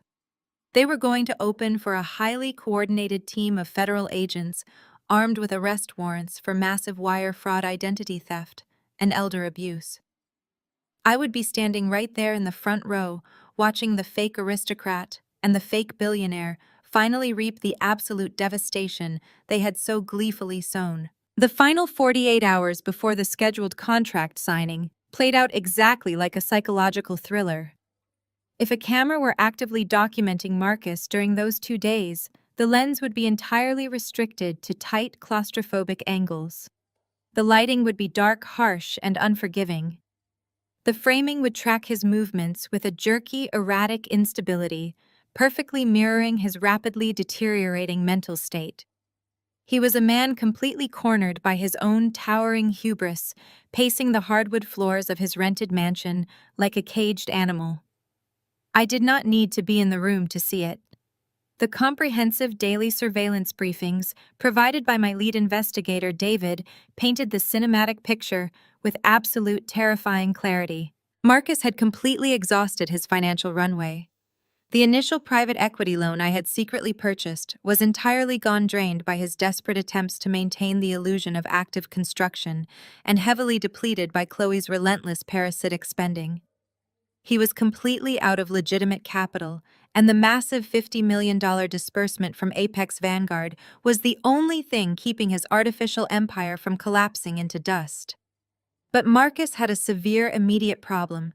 He needed to host the final signing gala to maintain his wealthy facade in front of the city's zoning commissioners and elite investors. He needed the grand ballroom, the imported caviar, the premium champagne, and the media presence to solidify his fake reality, and he had absolutely zero cash left to pay for any of it. David's wiretaps intercepted the frantic, terrifying phone calls Marcus made in the dead of night. He had exhausted every single traditional lending avenue. The banks had slammed their doors in his face months ago. His wealthy friends had quietly stopped returning his calls after sensing the desperation radiating from him. With his back pressed firmly against a concrete wall, Marcus did the absolute worst thing a desperate man could possibly do. He reached out to a notorious syndicate of shadow lenders operating strictly in the black market. These were not corporate bankers who used sharply dressed lawyers and court orders to collect their delinquent debts. These were violent, predatory loan sharks who used physical intimidation and brutal leverage to guarantee their returns. I listened to the audio recordings of Marcus negotiating with these criminals. His voice was breathless, high-pitched, and trembling with poorly concealed panic. He aggressively leveraged the name of Apex Vanguard, treating my company like a magical shield. He promised the shadow lenders that he was less than 48 hours away from securing a massive $50 million institutional payout. He swore on his life that if they floated him a $2 million bridge loan to cover the extravagant costs of his signing gala and appease his furious contractors, he would repay them with 30% interest the very second the Apex Vanguard funds hit his corporate account. He was essentially placing a loaded gun directly to his own head. He was borrowing millions of dollars in violent street capital based entirely on a corporate contract that I was never going to sign. He took the predatory money and immediately began funneling it into the most absurdly lavish party preparations imaginable. He hired a Michelin-starred catering team. He ordered massive custom floral arrangements and secured a 10-piece string quartet. He was bleeding out from a severed artery and slapping an expensive designer bandage over the wound, hoping nobody would notice the growing red stain. The sheer crushing stress of his impending deadline was physically destroying him, but he refused to stop performing. On the afternoon before the scheduled signing event, I was sitting at my sleek glass desk reviewing the final deployment strategy with the federal agents assigned to Chloe's embezzlement case. The trap was perfectly set. The warrants were signed. The tactical teams were actively coordinating their entry points for the gala. Right in the middle of a briefing regarding the specific financial charges, my personal cell phone vibrated violently against the glass desktop. The screen lit up, displaying a text message from Marcus. I held up a hand, signaling the federal agents to pause for a moment. I picked up the phone and opened the message. It was a long, rambling paragraph of pure, concentrated venom. Even through the digital text, I could feel the manic sweat and the desperate shaking of his hands as he typed the words. He was terrified that I was going to show up and puncture his delicate reality. The message was brutally direct. He told me that under absolutely no circumstances was I allowed to come anywhere near the event venue tomorrow night. He wrote that the gala was reserved strictly for high-net-worth individuals, legitimate business titans, and people who actually mattered to the local economy. He called me a bitter, ugly embarrassment, who would only drag down the sophisticated aesthetic of the evening. He explicitly ordered me to stay locked inside my cheap apartment with my slow child and watch my betters succeed from the sidelines. He typed that if I dared to show my face and ruin his ultimate triumph, he would personally have his private security team drag me out by my hair and throw me into the street like the trash I was. He ended the message by stating that tomorrow he was going to become a billionaire, and I was going to remain a pathetic, invisible failure for the rest of my miserable life. I sat back in my ergonomic leather chair, staring at the glowing screen. The sheer aggressive arrogance was staggering. He was drowning in millions of dollars of toxic debt, facing imminent violent retaliation from black market lenders, and completely unaware that his wife was a federal criminal. Yet his primary concern, his absolute driving focus in the final hours of his freedom, was making sure he successfully humiliated me one last time. He wanted to ensure I felt small and insignificant while he ascended to his imaginary throne. I did not feel a single flicker of anger. There was no hurt, no sorrow, no residual sibling affection left to damage. I looked up at the senior FBI agent sitting across the desk from me. He raised an eyebrow, silently asking if there was a problem with the operation. I shook my head slowly, a cold, razor-sharp smile forming on my lips. I looked back down at my phone and typed my response. I kept it incredibly brief, surgically precise, and entirely compliant. I typed out 3 simple words, "I understand, Marcus." I hit send and watched the message turn blue. It was the ultimate lie of omission. I fully understood his desperate need to exclude his failure of a sister. I understood his terror and his fragile ego.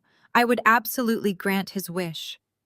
Nia, the quiet, submissive sister he had tormented for decades, would absolutely not be attending his grand celebration. She was dead and buried. The woman walking through the heavy brass doors of that luxury venue tomorrow night was the chief executive officer of Apex Vanguard. She was the architect of his total annihilation. I placed the phone face down on the glass desk, completely dismissing Marcus from my mind. I turned my full, undivided attention back to the federal agents waiting for my command. I calmly instructed them to proceed with the primary operation. I confirmed the exact time the luxury venue doors would open and detailed the precise moment the trap would spring shut. The stage was immaculately set. The actors were all blindly moving into their designated positions. Marcus had built his own perfect, flawless execution chamber, and tomorrow night, I was going to gladly pull the lever. The tires of my black armored SUV rolled to a silent halt on the polished cobblestone driveway of the Grand Heritage Hotel. If a camera were capturing my arrival, the lens would have locked into a smooth, relentless tracking shot, positioned just over my shoulder, following my every move as I stepped out of the vehicle. I wore a tailored crimson suit that cut a striking contrast against the dark evening sky, projecting an aura of absolute, uncompromising authority. White-gloved valets rushed to pull open the massive, heavy brass doors of the hotel entrance. I did not pause or hesitate for a single fraction of a second. I walked with the fluid, undeniable power of an executioner, ascending the steps to the gallows. The muted hum of polite high society conversation and the soft, elegant notes of a live string quartet spilled out into the lobby, guiding me directly toward the grand ballroom. The venue was a grotesque monument to Marcus's sheer financial desperation. The $2 million he had recklessly borrowed from black market loan sharks was aggressively displayed in every single corner of the sprawling room. Towering arrangements of rare white orchids cascaded from the vaulted ceilings. Massive hand-carved ice sculptures anchored the buffet stations where waiters in crisp white tuxedos circulated with silver trays of vintage champagne and imported beluga caviar. It was a flawless counterfeit reality, meticulously designed to blind the city elite to the rotting foundation beneath their feet. At the far end of the room, Marcus and Chloe stood on a brightly lit, elevated stage, soaking in the admiration of the crowd. Chloe wore a breathtaking silver couture gown that clung perfectly to her figure. Around her neck rested a heavy diamond pendant that sparkled blindingly under the crystal chandeliers. Looking at her dripping in stolen luxury, I felt a sharp spike of absolute disgust. I knew exactly how that dress and those diamonds had been funded. I could almost see the faces of the vulnerable elderly dementia patients, whose life savings she had ruthlessly drained just to stand on that stage and play the role of an old money aristocrat. She clung tightly to Marcus's arm, projecting the flawless image of a highly educated, deeply cultured wife, supporting her visionary billionaire husband. Marcus stood tall, his chest puffed out, gripping a crystal flute of champagne, with a hand that I could see was trembling slightly from pure manic adrenaline. He was sweating despite the cool air conditioning of the ballroom. He was holding court with the most powerful elite in the entire region. The city mayor, the head zoning commissioners, and a dozen ultra-wealthy private investors from prominent old money families were seated at the VIP tables directly in front of the stage. These were people who valued honor, legacy, and flawless public reputations above all else. They were nodding along to Marcus's every word, completely captivated by his aggressive, charismatic performance. My mother Vivian was seated squarely in the center of the front row, wearing a brand new designer gown and weeping dramatic tears of absolute pride. She looked like a woman who believed she had finally conquered the world through the sheer brilliance of her golden child. I stood perfectly still in the shadows near the grand entrance, letting the tracking shot of my perspective take in the entire room. David, my lead investigator and the public face of Apex Vanguard for the evening, stepped confidently up to the crystal podium on the stage. He carried a thick, heavy leather-bound portfolio containing the $50 million disbursement contract. He adjusted the microphone and the room immediately quieted down. The string quartet stopped playing. The clinking of expensive crystal glasses ceased entirely. The ultra-rich investors turned their complete, undivided attention to the stage. Marcus looked like he was about to vibrate out of his own skin. He was mere seconds away from receiving what he believed to be his ultimate financial salvation. David welcomed the distinguished guests with a smooth, practiced corporate smile. He spoke eloquently about Apex Vanguard's deep commitment to urban development and our firm's legendary standard for absolute financial integrity. Every single word he spoke was laced with a lethal dual meaning that only he and I understood. He announced to the crowd that Apex Vanguard had thoroughly reviewed Marcus's luxury resort project. He stated clearly that the firm had conducted the most extensive, rigorous, and uncompromising background investigation in its entire corporate history. Marcus nodded enthusiastically, raising his glass to the crowd, completely missing the heavy trap hidden deep within David's words. Marcus took the microphone from David, eager to claim his moment of absolute glory. He delivered a sickeningly sweet speech, thanking his beautiful wife Chloe for bringing her family's generational wealth and aristocratic grace into his life. He publicly thanked our mother for raising a true visionary who refused to settle for mediocrity. He thanked the city officials for trusting his undeniable brilliance. He boldly declared that tonight marked the official birth of a billion-dollar real estate dynasty that would change the city's skyline forever. The ultra-rich investors raised their glasses high, toasting to a monumental partnership and a man they believed to be a financial titan. David stepped back to the podium and took the microphone gently from Marcus's hand.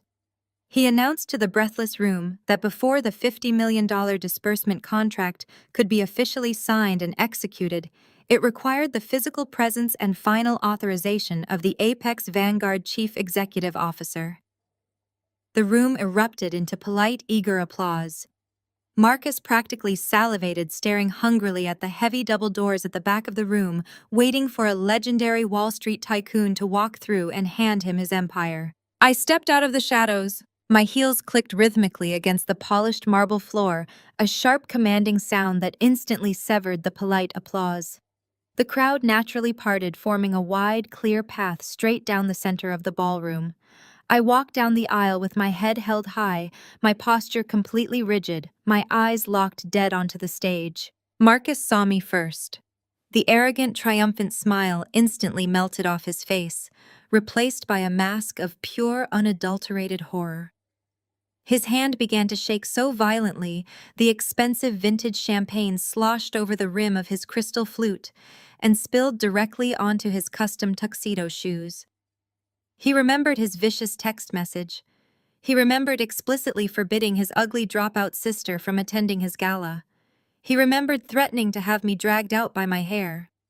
Yet here I was, striding down the center aisle, bathed in the glowing light of the chandeliers, looking like I owned the entire building. Chloe noticed his sudden terror and followed his gaze, her flawless, aristocratic mask shattered into a million jagged pieces. Her jaw dropped open in absolute shock as she stared at the woman she had mercilessly humiliated for years. My mother stood up abruptly from her chair at the VIP table, her face contorted in furious disbelief. She opened her mouth, preparing to scream at me and demand that security drag me out of the room before I could ruin her golden boy's perfect night. Before my mother could utter a single syllable, David leaned into the microphone. His voice boomed across the silent, terrified room, echoing off the vaulted ceilings and crashing into Marcus like a runaway freight train. David proudly introduced the sole founder, the primary shareholder, and the acting chief executive officer of Apex Vanguard. He said my full name loud and clear. The heavy crystal champagne flute slipped entirely from Marcus's paralyzed hand. It hit the hardwood stage and shattered into pieces, the sharp sound echoing through the dead-silent ballroom. The trap had officially sprung shut. The droplets of expensive vintage liquor splattered across the highly polished stage surface, reflecting the bright overhead lights like shards of a broken mirror. For 3 agonizing seconds, nobody in the grand ballroom breathed. The heavy silence was suffocating, thick with the rising panic of a man who had just realized he had handed his own throat to the executioner. Marcus stood completely frozen, his mouth slightly open, the aggressive magnetic charisma that had defined his performance all evening evaporating into thin air. His skin had turned a sickening ash-gray color, and beads of cold sweat began to form along his hairline, dripping down into his custom tuxedo collar. The high society guests, the prominent investors, and the zoning commissioners looked back and forth between Marcus's terrified face and my steady, unyielding approach. From a low-angle perspective, the camera tracked my every step as I closed the distance toward the stage. The crimson fabric of my power suit caught the light with an intimidating brilliance, making me look less like a family member and more like a descending monarch reclaiming stolen land. The hundreds of wealthy local elites stood like wax figures, their whispers completely dying out as the reality of David's words began to sink into their collective consciousness. Suddenly the spell broke. Vivian's face contorted from shocked confusion into a mask of pure, vicious outrage. She snapped her head toward Chloe, who was already trembling so violently her diamond necklace was clicking against her collarbone. Eager to protect her golden child and salvage the pristine narrative of the evening, Vivian marched handle directly into my path. Chloe followed close behind her, her silver couture gown rustling loudly against the marble floor as she attempted to project her usual condescending authority. They moved like a desperate wall of defense, entirely convinced that they could still intimidate me, still minimize me, and still kick me out of their exclusive world. Vivian stepped directly in front of me, her chest heaving with anger as she lowered her voice to a harsh, venomous whisper. She asked me how dare I show my face here after being explicitly forbidden from the event. She called me a disgusting, vindictive failure who was deliberately trying to humiliate her son in front of the city's most important business leaders. She reached out her manicured hand, intending to grab my arm and forcefully steer me toward the side exits before anyone else could witness the scene. Chloe chimed in right behind her, her voice dripping with artificial aristocratic pedigree, calling me a pathetic dropout who did not belong in a room full of actual wealth. I did not break my stride. I did not slow down, and I did not grant either of them the dignity of a single glance.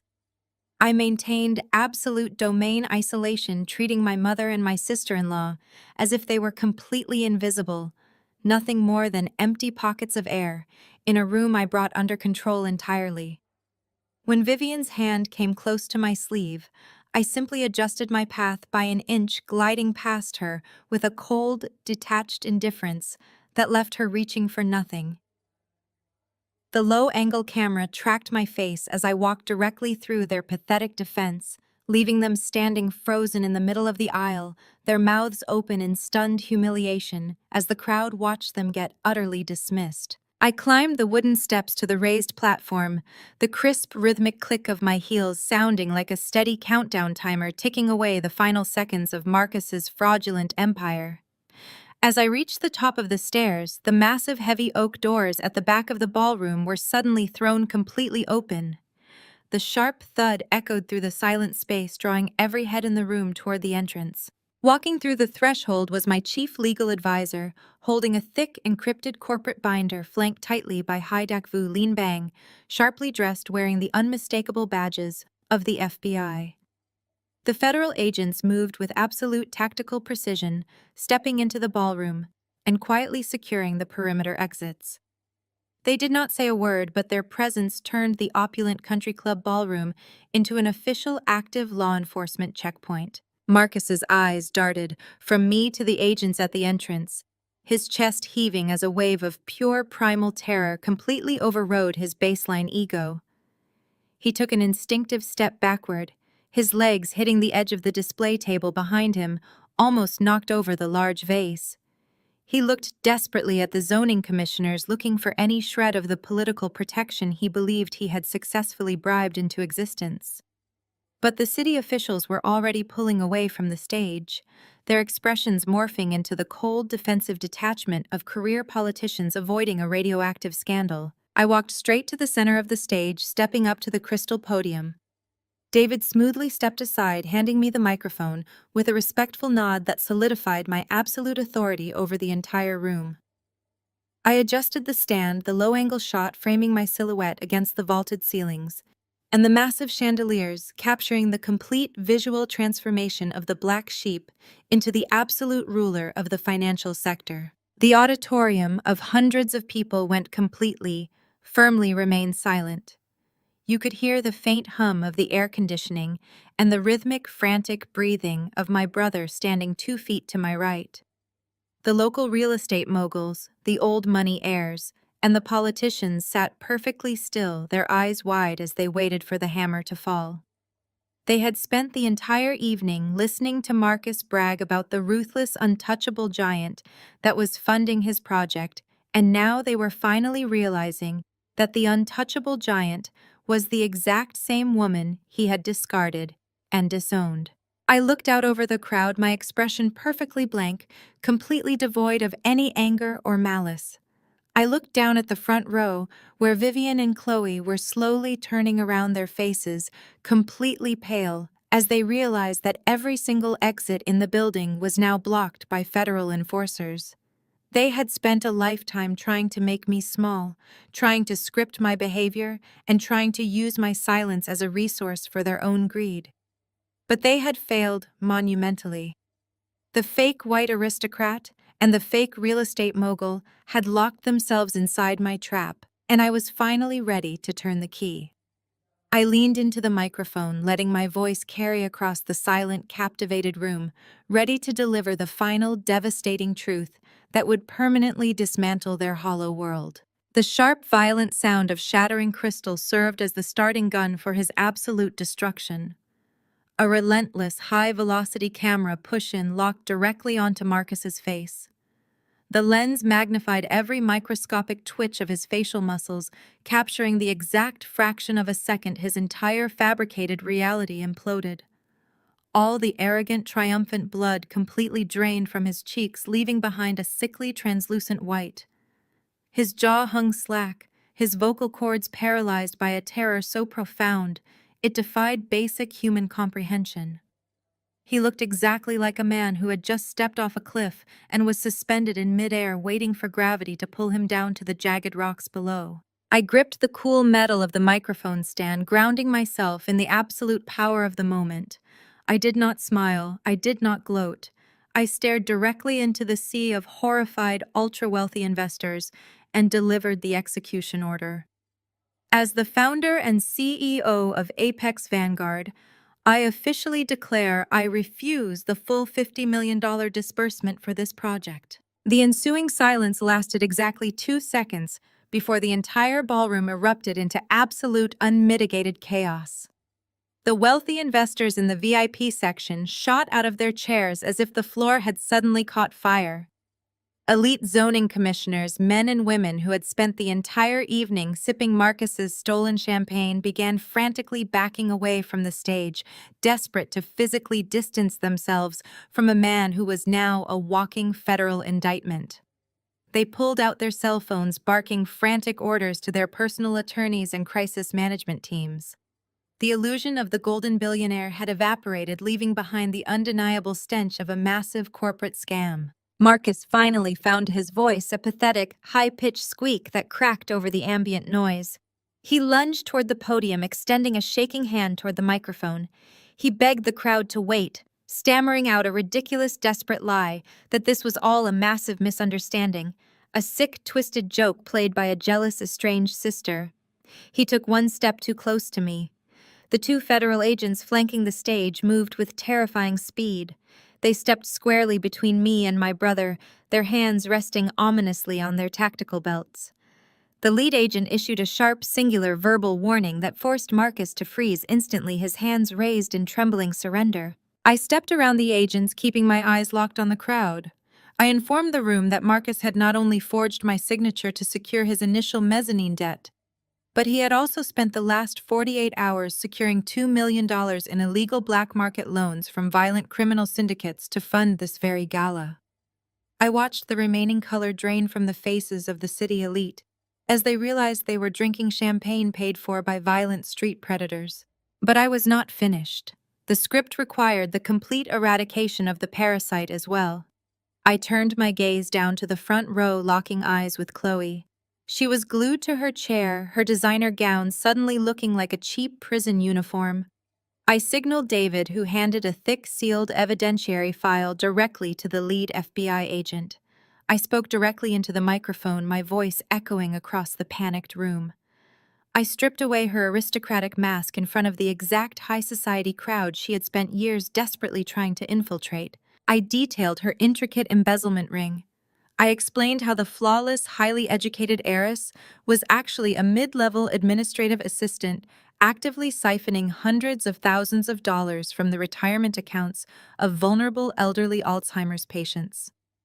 I announced that the extravagant diamond pendant currently resting against her collarbone and the massive deposit for this luxury venue were paid for by the stolen pension of a retired war veteran.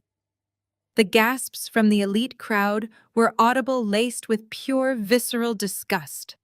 The wealthy socialites she had desperately tried to impress were now staring at her like she was a diseased rat. The FBI agents did not wait another second. Two agents descended the stage stairs, moving with strict lethal efficiency. They approached Chloe, ordering her to stand. My mother Vivian finally broke her paralyzed silence, letting out a piercing, hysterical scream. She grabbed the agent's arm, demanding they stop, completely blinded by her delusional devotion to her golden family. The agent sharply reprimanded her, threatening her with immediate arrest for obstruction of justice. Vivian recoiled, stumbling backward into a chair, sobbing uncontrollably. Chloe offered no physical resistance, her body completely limp with shock. The sharp metallic click of federal handcuffs echoed loudly, a sound far more satisfying than any string quartet. They marched her toward the exit, her silver couture gown dragging across the floor, her fake aristocratic legacy ending in a public, humiliating perp walk. On stage, the final remaining pillar of Marcus's ego completely buckled. The realization of his absolute, inescapable ruin crashed down upon him with the weight of a collapsing skyscraper. He had no money. His wife was in federal custody. The FBI possessed all his fraudulent documents, and violent street lenders were actively waiting for a massive repayment he could never deliver. His knees gave out. He collapsed onto the hardwood stage, landing directly in the puddle of his own spilled champagne and the shattered fragments of crystal. The man who had spent 3 decades tormenting me, the man who had texted me just yesterday to call me a pathetic, invisible failure, was now sobbing uncontrollably at my feet. He looked up at me, tears streaming down his face, his custom midnight blue tuxedo ruined by the wet floor. He begged me for mercy. He pleaded with me to use Apex Vanguard's resources to pay off the shadow lenders, terrified for his physical safety. He offered to sign over everything he owned completely, forgetting he owned absolutely nothing. He reached out to grab the hem of my crimson suit, but a federal agent forcefully kicked his hand away, ordering him to stay on the ground. I looked down at him, my expression perfectly blank, completely devoid of a single ounce of empathy or regret. I leaned down slightly, ensuring only he could hear my final words over the chaos of the room. I reminded him of his text message. I told him he was absolutely right about one thing: this gala was strictly for high-net-worth individuals who actually mattered to the economy, which was exactly why he no longer belonged in the building. I informed him that the violent men he borrowed money from were likely already waiting in the parking lot, and Apex Vanguard was not in the business of paying off street-level debts for convicted fraudsters. I stood up, adjusting my tailored jacket with a smooth, deliberate motion. I turned away from the sobbing, broken shell of my brother and walked down the stage stairs. The camera tracked my exit from a low angle, capturing my unbothered stride as I moved through the center of the ballroom. The crowd parted for me a second time, not out of polite society rules, but out of sheer, unadulterated fear and profound respect.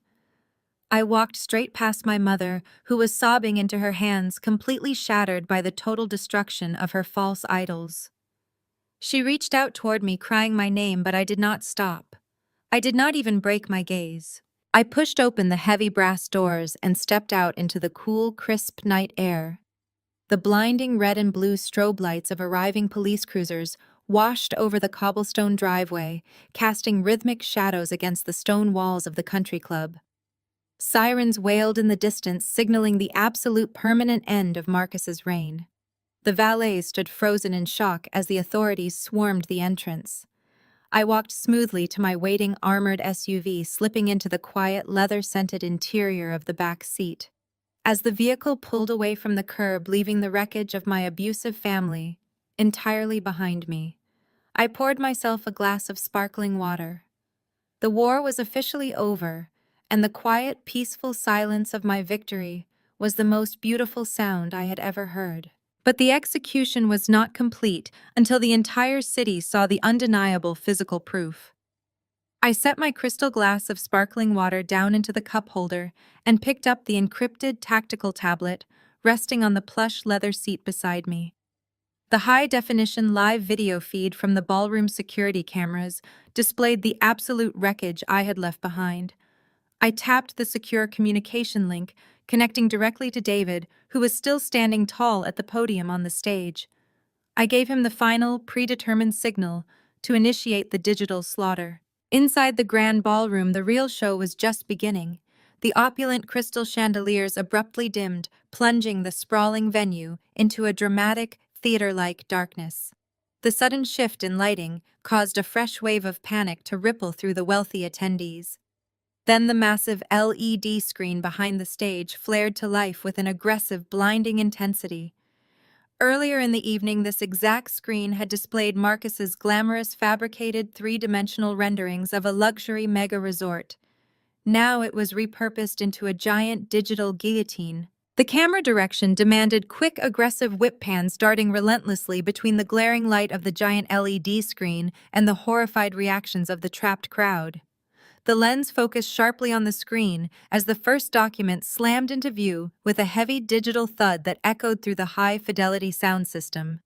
It was Marcus's primary corporate bank statement. The camera whipped back to the VIP tables, capturing the widening eyes of the city zoning commissioner as he stared at the brightly highlighted red numbers. The balance was not just zero. It was a staggering, abysmal negative balance. The screen aggressively scrolled through months of confidential financial records, highlighting the frantic, desperate flow of black market money. Every single wire transfer from known violent criminal syndicates was circled in glowing neon yellow, complete with digital timestamps and the associated shadow shell company names. The camera panned sharply to a group of ultra-wealthy private investors. Their faces, previously glowing with aristocratic arrogance, were now twisted in pure visceral revulsion. They were looking at hard, undeniable proof that the man they had toasted just 30 minutes ago was not a visionary real estate developer, but a desperate, cornered rat drowning in illegal debt. Then the screen shifted, and the true depth of Marcus's depravity was exposed for the entire city to see. A new set of scanned documents populated the massive display. My heart turned to ice even as I watched from the isolated comfort of my vehicle. It was the original deed to Big Mama's land. The ancestral property that our grandmother had worked her entire life to secure, the sacred family land she had explicitly stated was never to be sold, developed, or leveraged. The camera pushed in extremely tight on the bottom right corner of the digital document, magnifying the signature line until it filled the entire 30-foot screen. The signature was a clumsy, shaking forgery. Marcus had actually forged our beloved grandmother's name to illegally pledge her generational land as collateral to ruthless, violent shadow lenders. A collective gasp of absolute disgust echoed through the ballroom, picked up clearly by the ambient microphones on the stage. The elite crowd was completely accustomed to corporate espionage and aggressive Wall Street business tactics, but stealing the home of an elderly family member crossed a severe moral line that even the most ruthless venture capitalists found entirely repulsive. The camera lens whipped violently back to Marcus. He was still huddled on the hardwood stage, his expensive custom tuxedo completely soaked in spilled champagne and his own cold sweat. The harsh, bright blue glow from the LED screen washed over his pale, terrified face, casting deep, grotesque shadows under his eyes. He looked completely feral, his eyes darting wildly around the room as the indisputable evidence of his felonies towered above him. He was no longer just a failed businessman suffering a public setback. He was a documented, irrefutable criminal fraudster whose entire existence had just been legally vaporized. David's voice boomed over the venue sound system, sharp and clinical, as he narrated the evidence scrolling across the screen. He detailed exactly how Marcus had systematically falsified regional appraisal reports, artificially inflated projected revenue margins, and entirely fabricated environmental impact studies to trick local government officials into granting expedited zoning permits.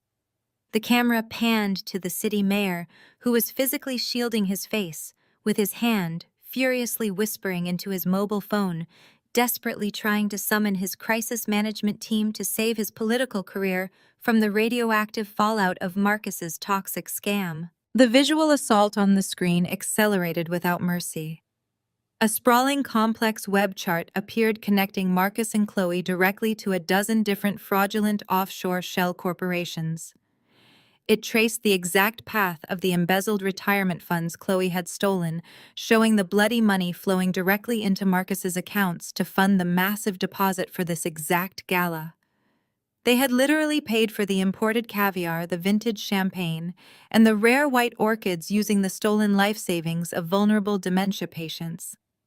They were not merely arrogant bullies making bad business decisions. They were calculated predatory criminals. The camera cut aggressively back to Vivian. My mother was slumped in her chair in the front row, her manicured hands covering her mouth. The flawless, designer-clad matriarch was physically shaking. The screen above her was broadcasting the undeniable truth that the golden son she had unconditionally worshipped, the boy she had chosen over me every single day of my entire life, was nothing more than a parasitic thief.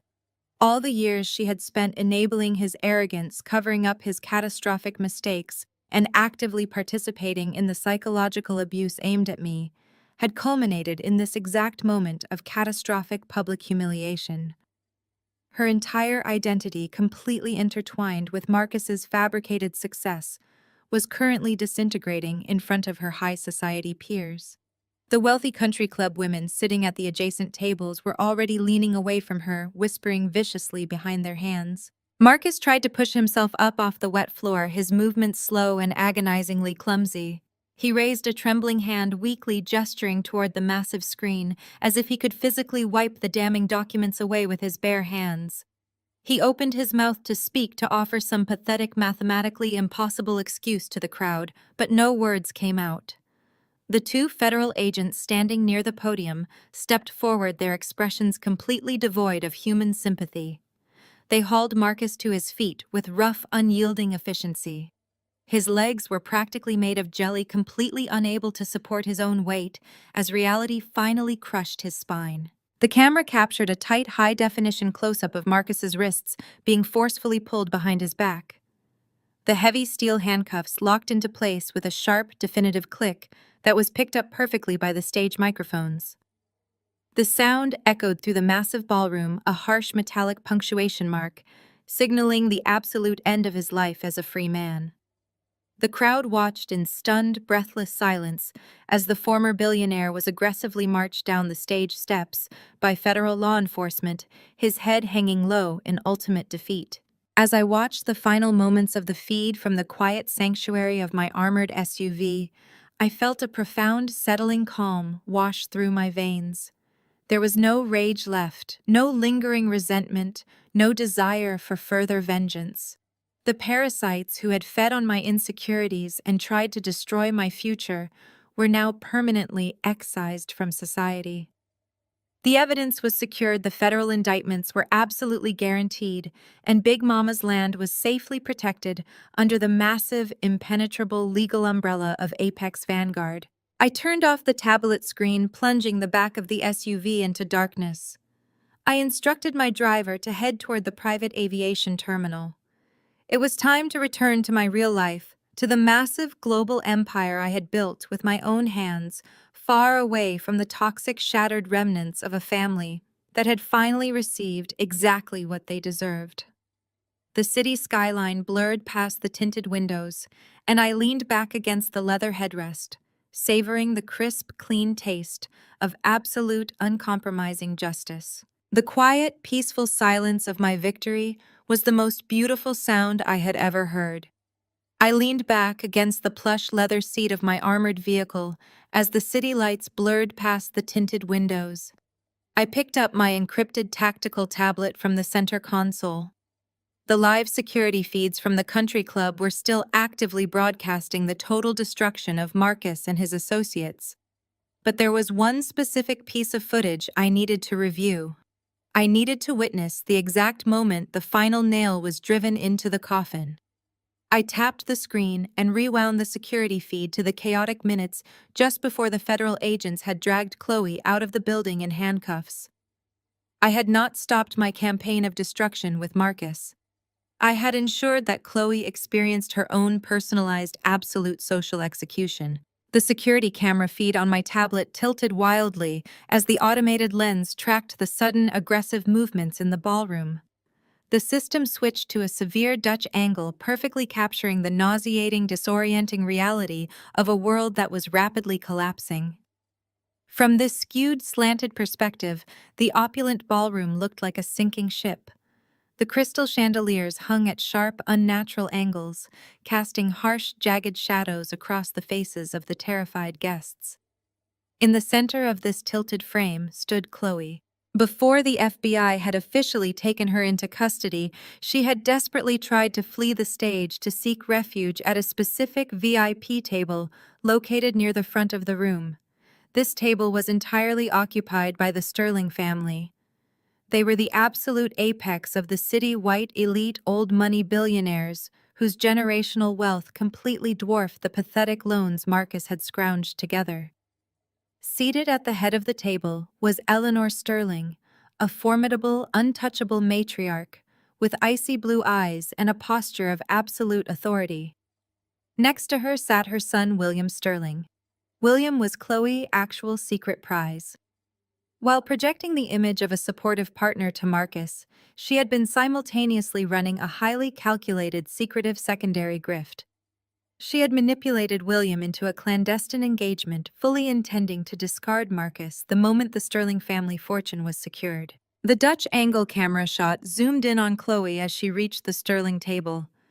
She was hyperventilating, her pristine silver couture gown shaking as she tried to grab William's arm. She attempted to put on her best aristocratic victim face, pleading with William to get her out of the room, claiming that the federal raid was a massive misunderstanding and a vicious lie. William looked confused, torn between his affection for her and the horrifying reality playing out on the giant LED screens above the stage. That was the exact moment I intercepted her. In the video playback, I watched myself descend the stage stairs and walk directly toward the Sterling table. The crowd naturally backed away, treating me like a dangerous, unpredictable element. I did not raise my voice. I did not show an ounce of anger. I moved with the cold, predatory calm of a shark approaching cornered prey. I stopped directly across the table from Eleanor Sterling. Chloe froze completely, her hand still resting on William's arm. The blood completely drained from her face, leaving her looking like a pale, terrified ghost trapped in the tilted camera frame. I did not offer polite introductions. I simply raised my right hand and slammed a thick, heavy, leather-bound file directly onto the pristine white tablecloth. The sharp thud echoed loudly over the ambient panic of the room.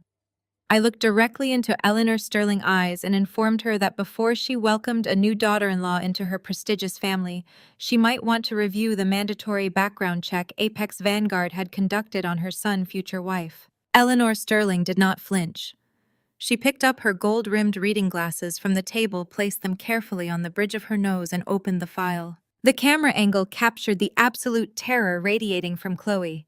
She opened her mouth to speak, to offer some pathetic excuse, but her vocal cords completely failed her. She knew exactly what was inside that folder. It was not just the embezzlement records regarding the Alzheimer patients that David had announced on the stage.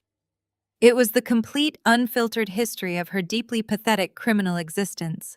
I watched the security feed as Eleanor Sterling flipped through the pages, her icy blue eyes scanning the highlighted documents. I had provided the Sterling family with undeniable proof of massive systemic credit card fraud.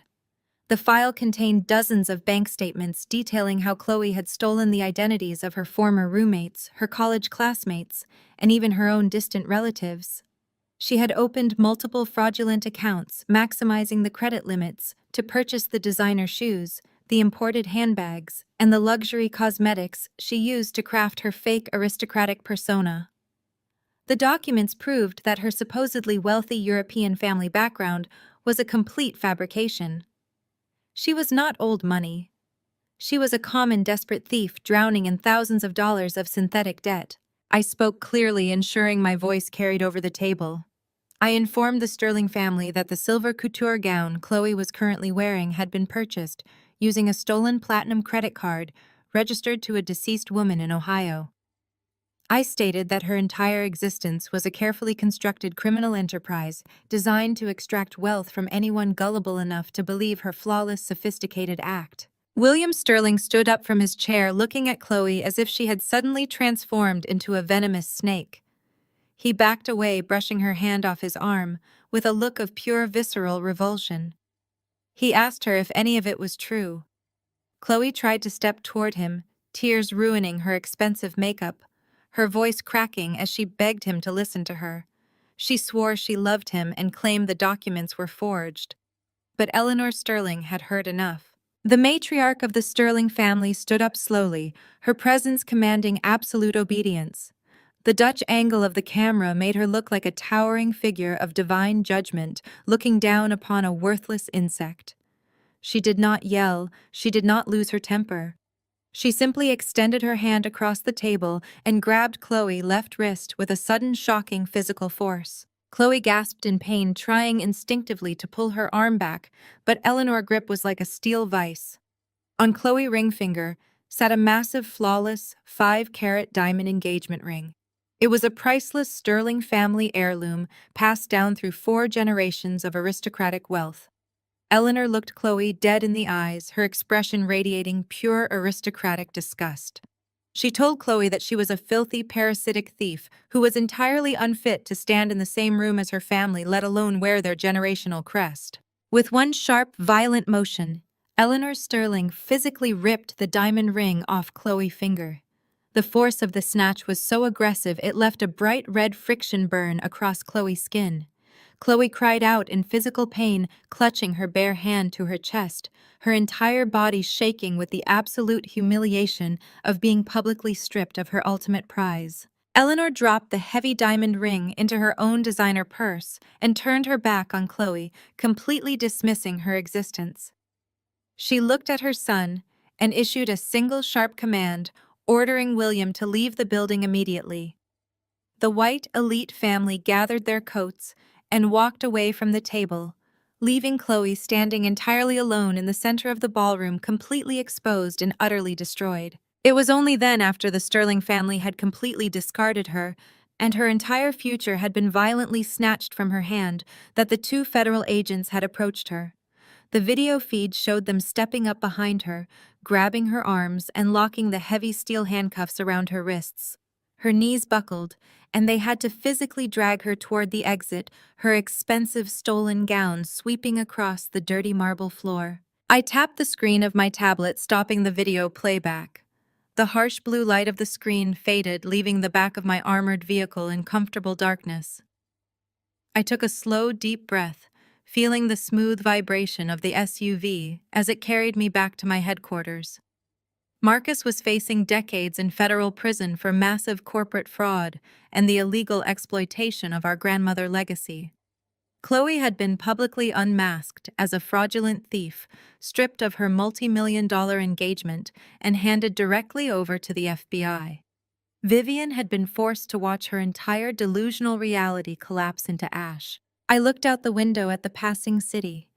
The heavy, suffocating chains of my past had finally been shattered. I had not just survived their cruelty, I had weaponized it, returning every single ounce of their malice with overwhelming calculated force. The execution was perfect, and my empire was completely secure.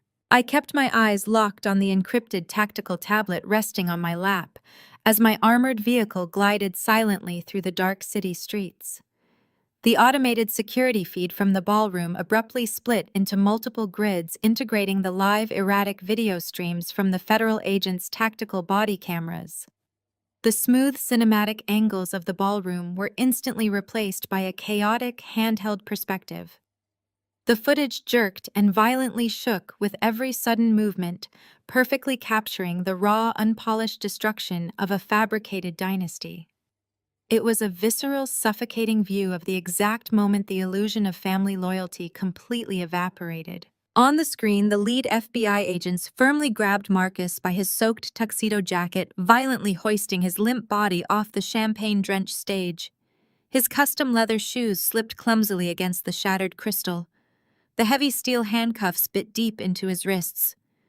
Seeing her golden child physically restrained finally broke the very last thread of Vivian's sanity. She did not rush to comfort him. She did not offer a mother's unconditional support. Instead, she violently pivoted, searching frantically for a scapegoat to absorb the catastrophic shame crashing down upon her. Her manicured finger snapped out like a whip, pointing directly at Chloe, who was currently being dragged toward the main exit by two other agents. Vivian lunged forward, her expensive designer heels snapping against the floor. The refined, soft-spoken matriarch vanished entirely, replaced by a feral, cornered animal. She unleashed a torrential scream that caused the remaining high society guests to physically recoil. She blamed Chloe for everything. Vivian shrieked that Chloe was a parasitic gold digger, a filthy common thief who had deliberately manipulated her brilliant, innocent son. She screamed that Chloe had polluted their pristine family name, actively ignoring the undeniable fact that their family name had been entirely built on Marcus's blatant, long-standing fraud. Chloe heard the vicious accusations and abruptly stopped fighting the agents dragging her. A dark, ugly realization washed over her pale face. There would be no high-priced lawyers riding to her rescue. There would be no sterling family bailout. She was going to federal prison, and her beloved mother-in-law was actively trying to ensure she took the absolute heaviest sentence.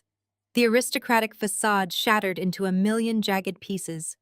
Chloe transformed instantly from a weeping socialite into a vicious, cornered predator. Using a sudden burst of adrenaline, Chloe twisted her body violently, breaking free from the agent's grip for one singular, chaotic fraction of a second. The body camera footage jerked wildly as she lunged straight past Vivian and threw herself directly at Marcus. She did not aim for a hug. She aimed for his face. Her acrylic nails dug ruthlessly into his cheek, scratching deep red lines across his skin before the agents could tackle her backward. Chloe's voice cracked into a hysterical, agonizing shriek. She completely abandoned the soft, cultured accent she had spent years perfecting. She screamed that Marcus was a pathetic, incompetent failure who could not even secure a legitimate bank loan without forging his own grandmother's signature. She yelled to the federal agents, her voice echoing off the vaulted ceilings, confessing that Marcus had explicitly ordered her to siphon the retirement funds. She claimed he was the ultimate mastermind, that he had emotionally blackmailed her into stealing the Alzheimer's patient's money because his luxury resort project was bleeding cash before the foundation was even poured. She actively offered to testify against him, desperately throwing the man she had sworn to love directly into the line of federal fire. Marcus did not take the betrayal quietly. The moment Chloe's nails left his face, the last ounce of his manufactured billionaire stoicism completely dissolved. He began thrashing against the agents, holding him, spitting pure venom back at his wife. He completely abandoned his entire narrative of the brilliant self-made titan. He screamed that he knew absolutely nothing about the stolen pensions. He loudly declared that Chloe was a compulsive, pathological liar who had independently orchestrated the massive credit card fraud to fund her own sick obsession with luxury couture. He begged the agents to check the financial records, insisting she had hidden the stolen money in offshore accounts he never had access to. Vivian threw herself back into the fray, her pristine updo unraveling as strands of hair fell wildly across her face. Her heavy diamond earrings swung violently as she threw her fists toward Chloe. She called her a diseased rat, a wretched criminal who had ruined her perfect son. She completely ignored the giant LED screen, still blazing with the undeniable proof of Marcus's own illegal black market loans. In Vivian's deeply fractured mind, Marcus was entirely pure, a tragic victim of an evil woman's manipulation. The three of them collapsed into a pathetic, screaming triad of mutual destruction. They viciously tore at each other's ragged clothes, actively exposing every single dirty secret, every hidden lie, and every ounce of their shared moral rot. They were behaving exactly like starving rabid dogs, fighting over a meatless bone in a dark alleyway. The ultra-wealthy guests, the elite politicians, and the powerful zoning commissioners who had not yet fled the building were no longer backing away in fear.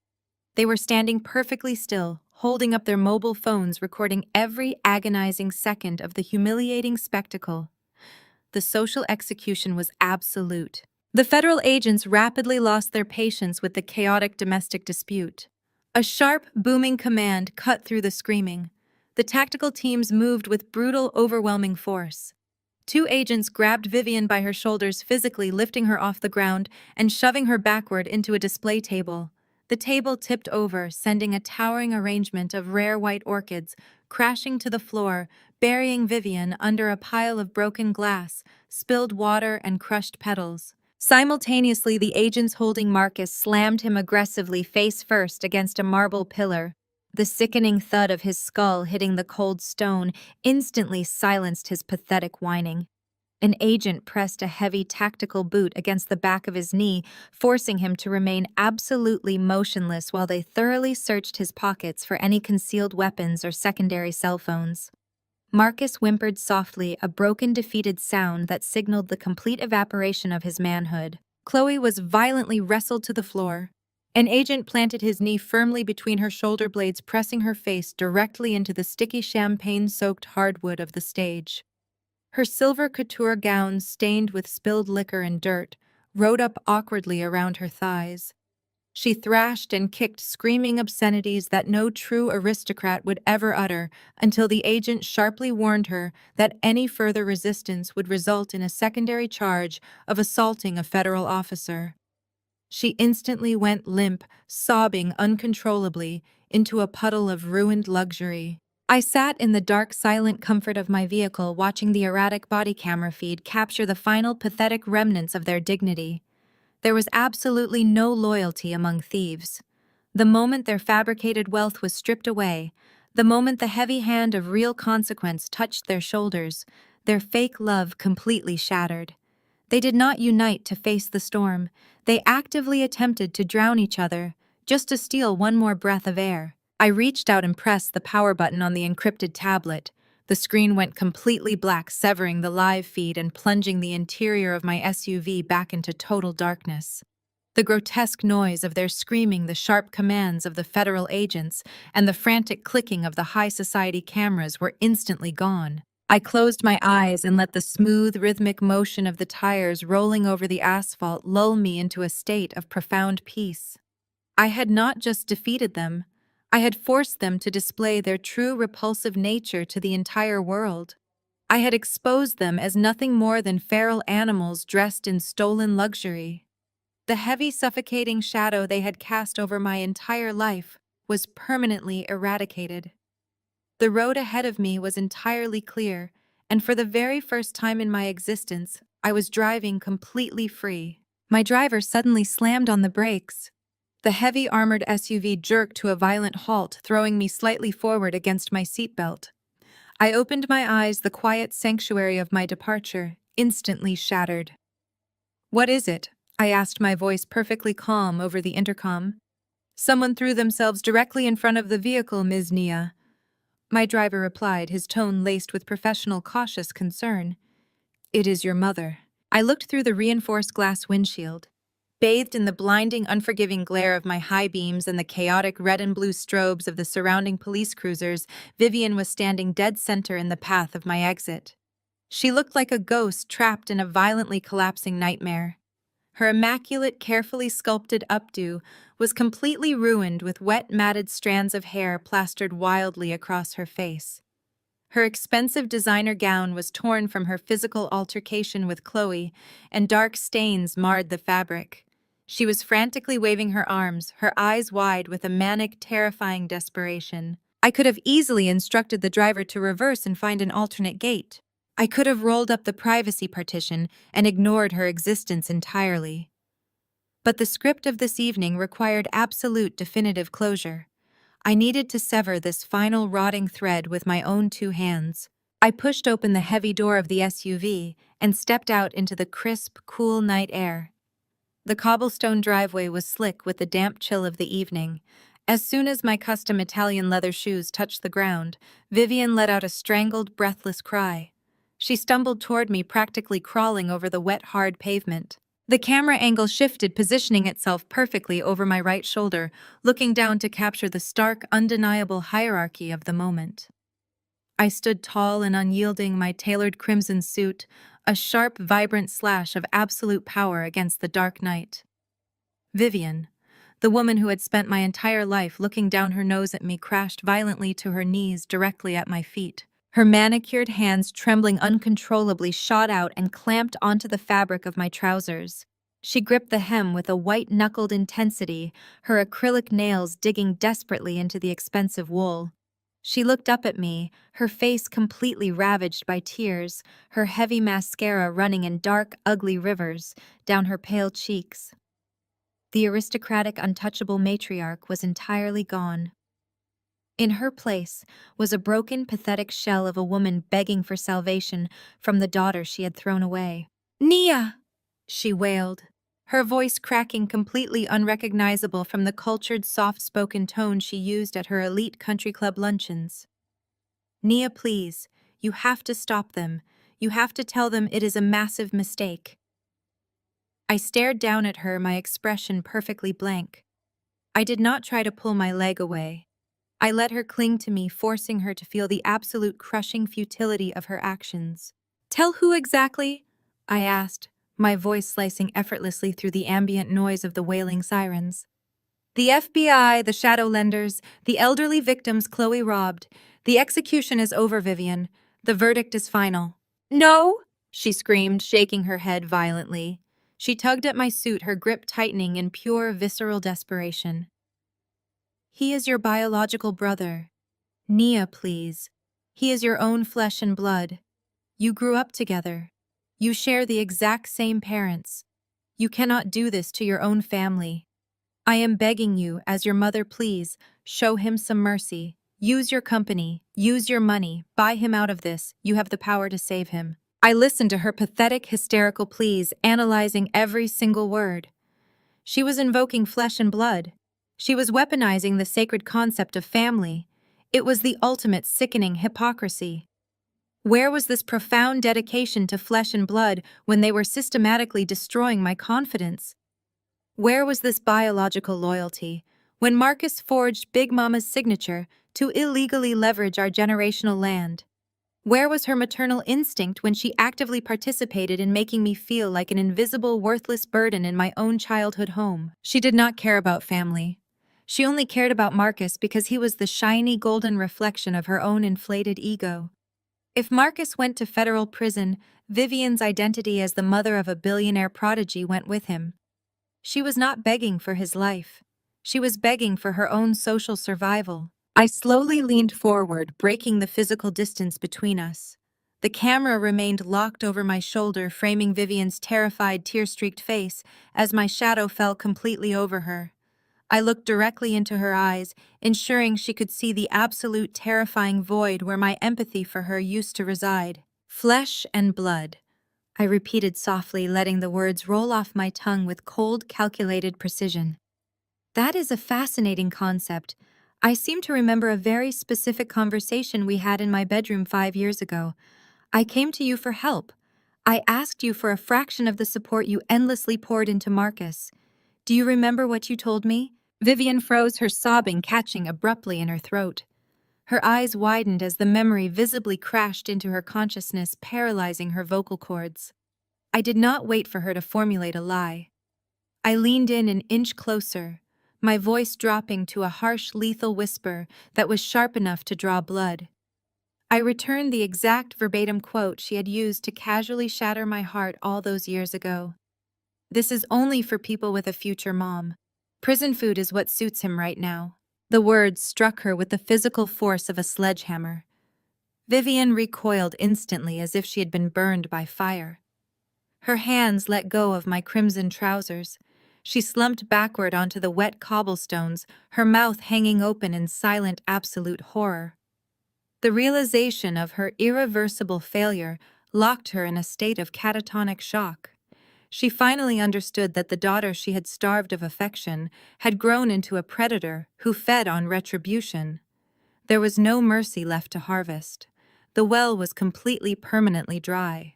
I slowly stood back up to my full height, smoothing the slight wrinkles from the fabric of my trousers with a casual, unbothered swipe of my hand. I looked past her, casting my gaze across the chaotic parking lot. A few yards away, the federal agents were forcefully shoving a handcuffed, sobbing Marcus into the back of an armored transport van. Chloe was already locked inside another vehicle, screaming hysterically against the reinforced glass. The Golden Dynasty was completely eradicated. The empire of lies was reduced to an active crime scene. I turned my back on the woman who birthed me. I did not say another word.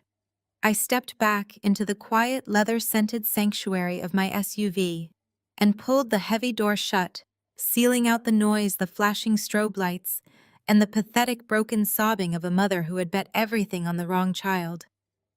"Take me home," I told the driver. The massive engine purred to life. The vehicle smoothly accelerated, gliding effortlessly past Vivian's collapsed form on the pavement. I did not look out the window. I did not check the rearview mirror. I poured myself a fresh glass of sparkling water, the ice clinking softly against the crystal. The war was officially over. The battlefield was cleared. And the future, the brilliant, untouchable future, they had sworn I would never have belonged entirely to me. The dark, quiet interior of the armored SUV dissolved into the bright, sunlit warmth of my living room. A slow, steady camera pullout revealed the space bathed in radiant golden light. The heavy, suffocating shadows of that night were completely gone, replaced by the vibrant reality of the life I had built. I stood by the large bay windows, looking out over the manicured lawns of my estate, reflecting on the absolute permanence of my victory. The aftermath played out exactly as I had orchestrated. Marcus did not talk his way out of federal court. He was sentenced to 15 years in a maximum security prison without the possibility of early parole. Chloe lost every stolen dime and her fabricated aristocratic title. She is currently working double shifts as a diner waitress on the outskirts of the city, permanently shunned and blacklisted by the very high society she sacrificed her soul to infiltrate. Vivian was evicted from her sprawling mansion when the government seized all of Marcus's fraudulent assets.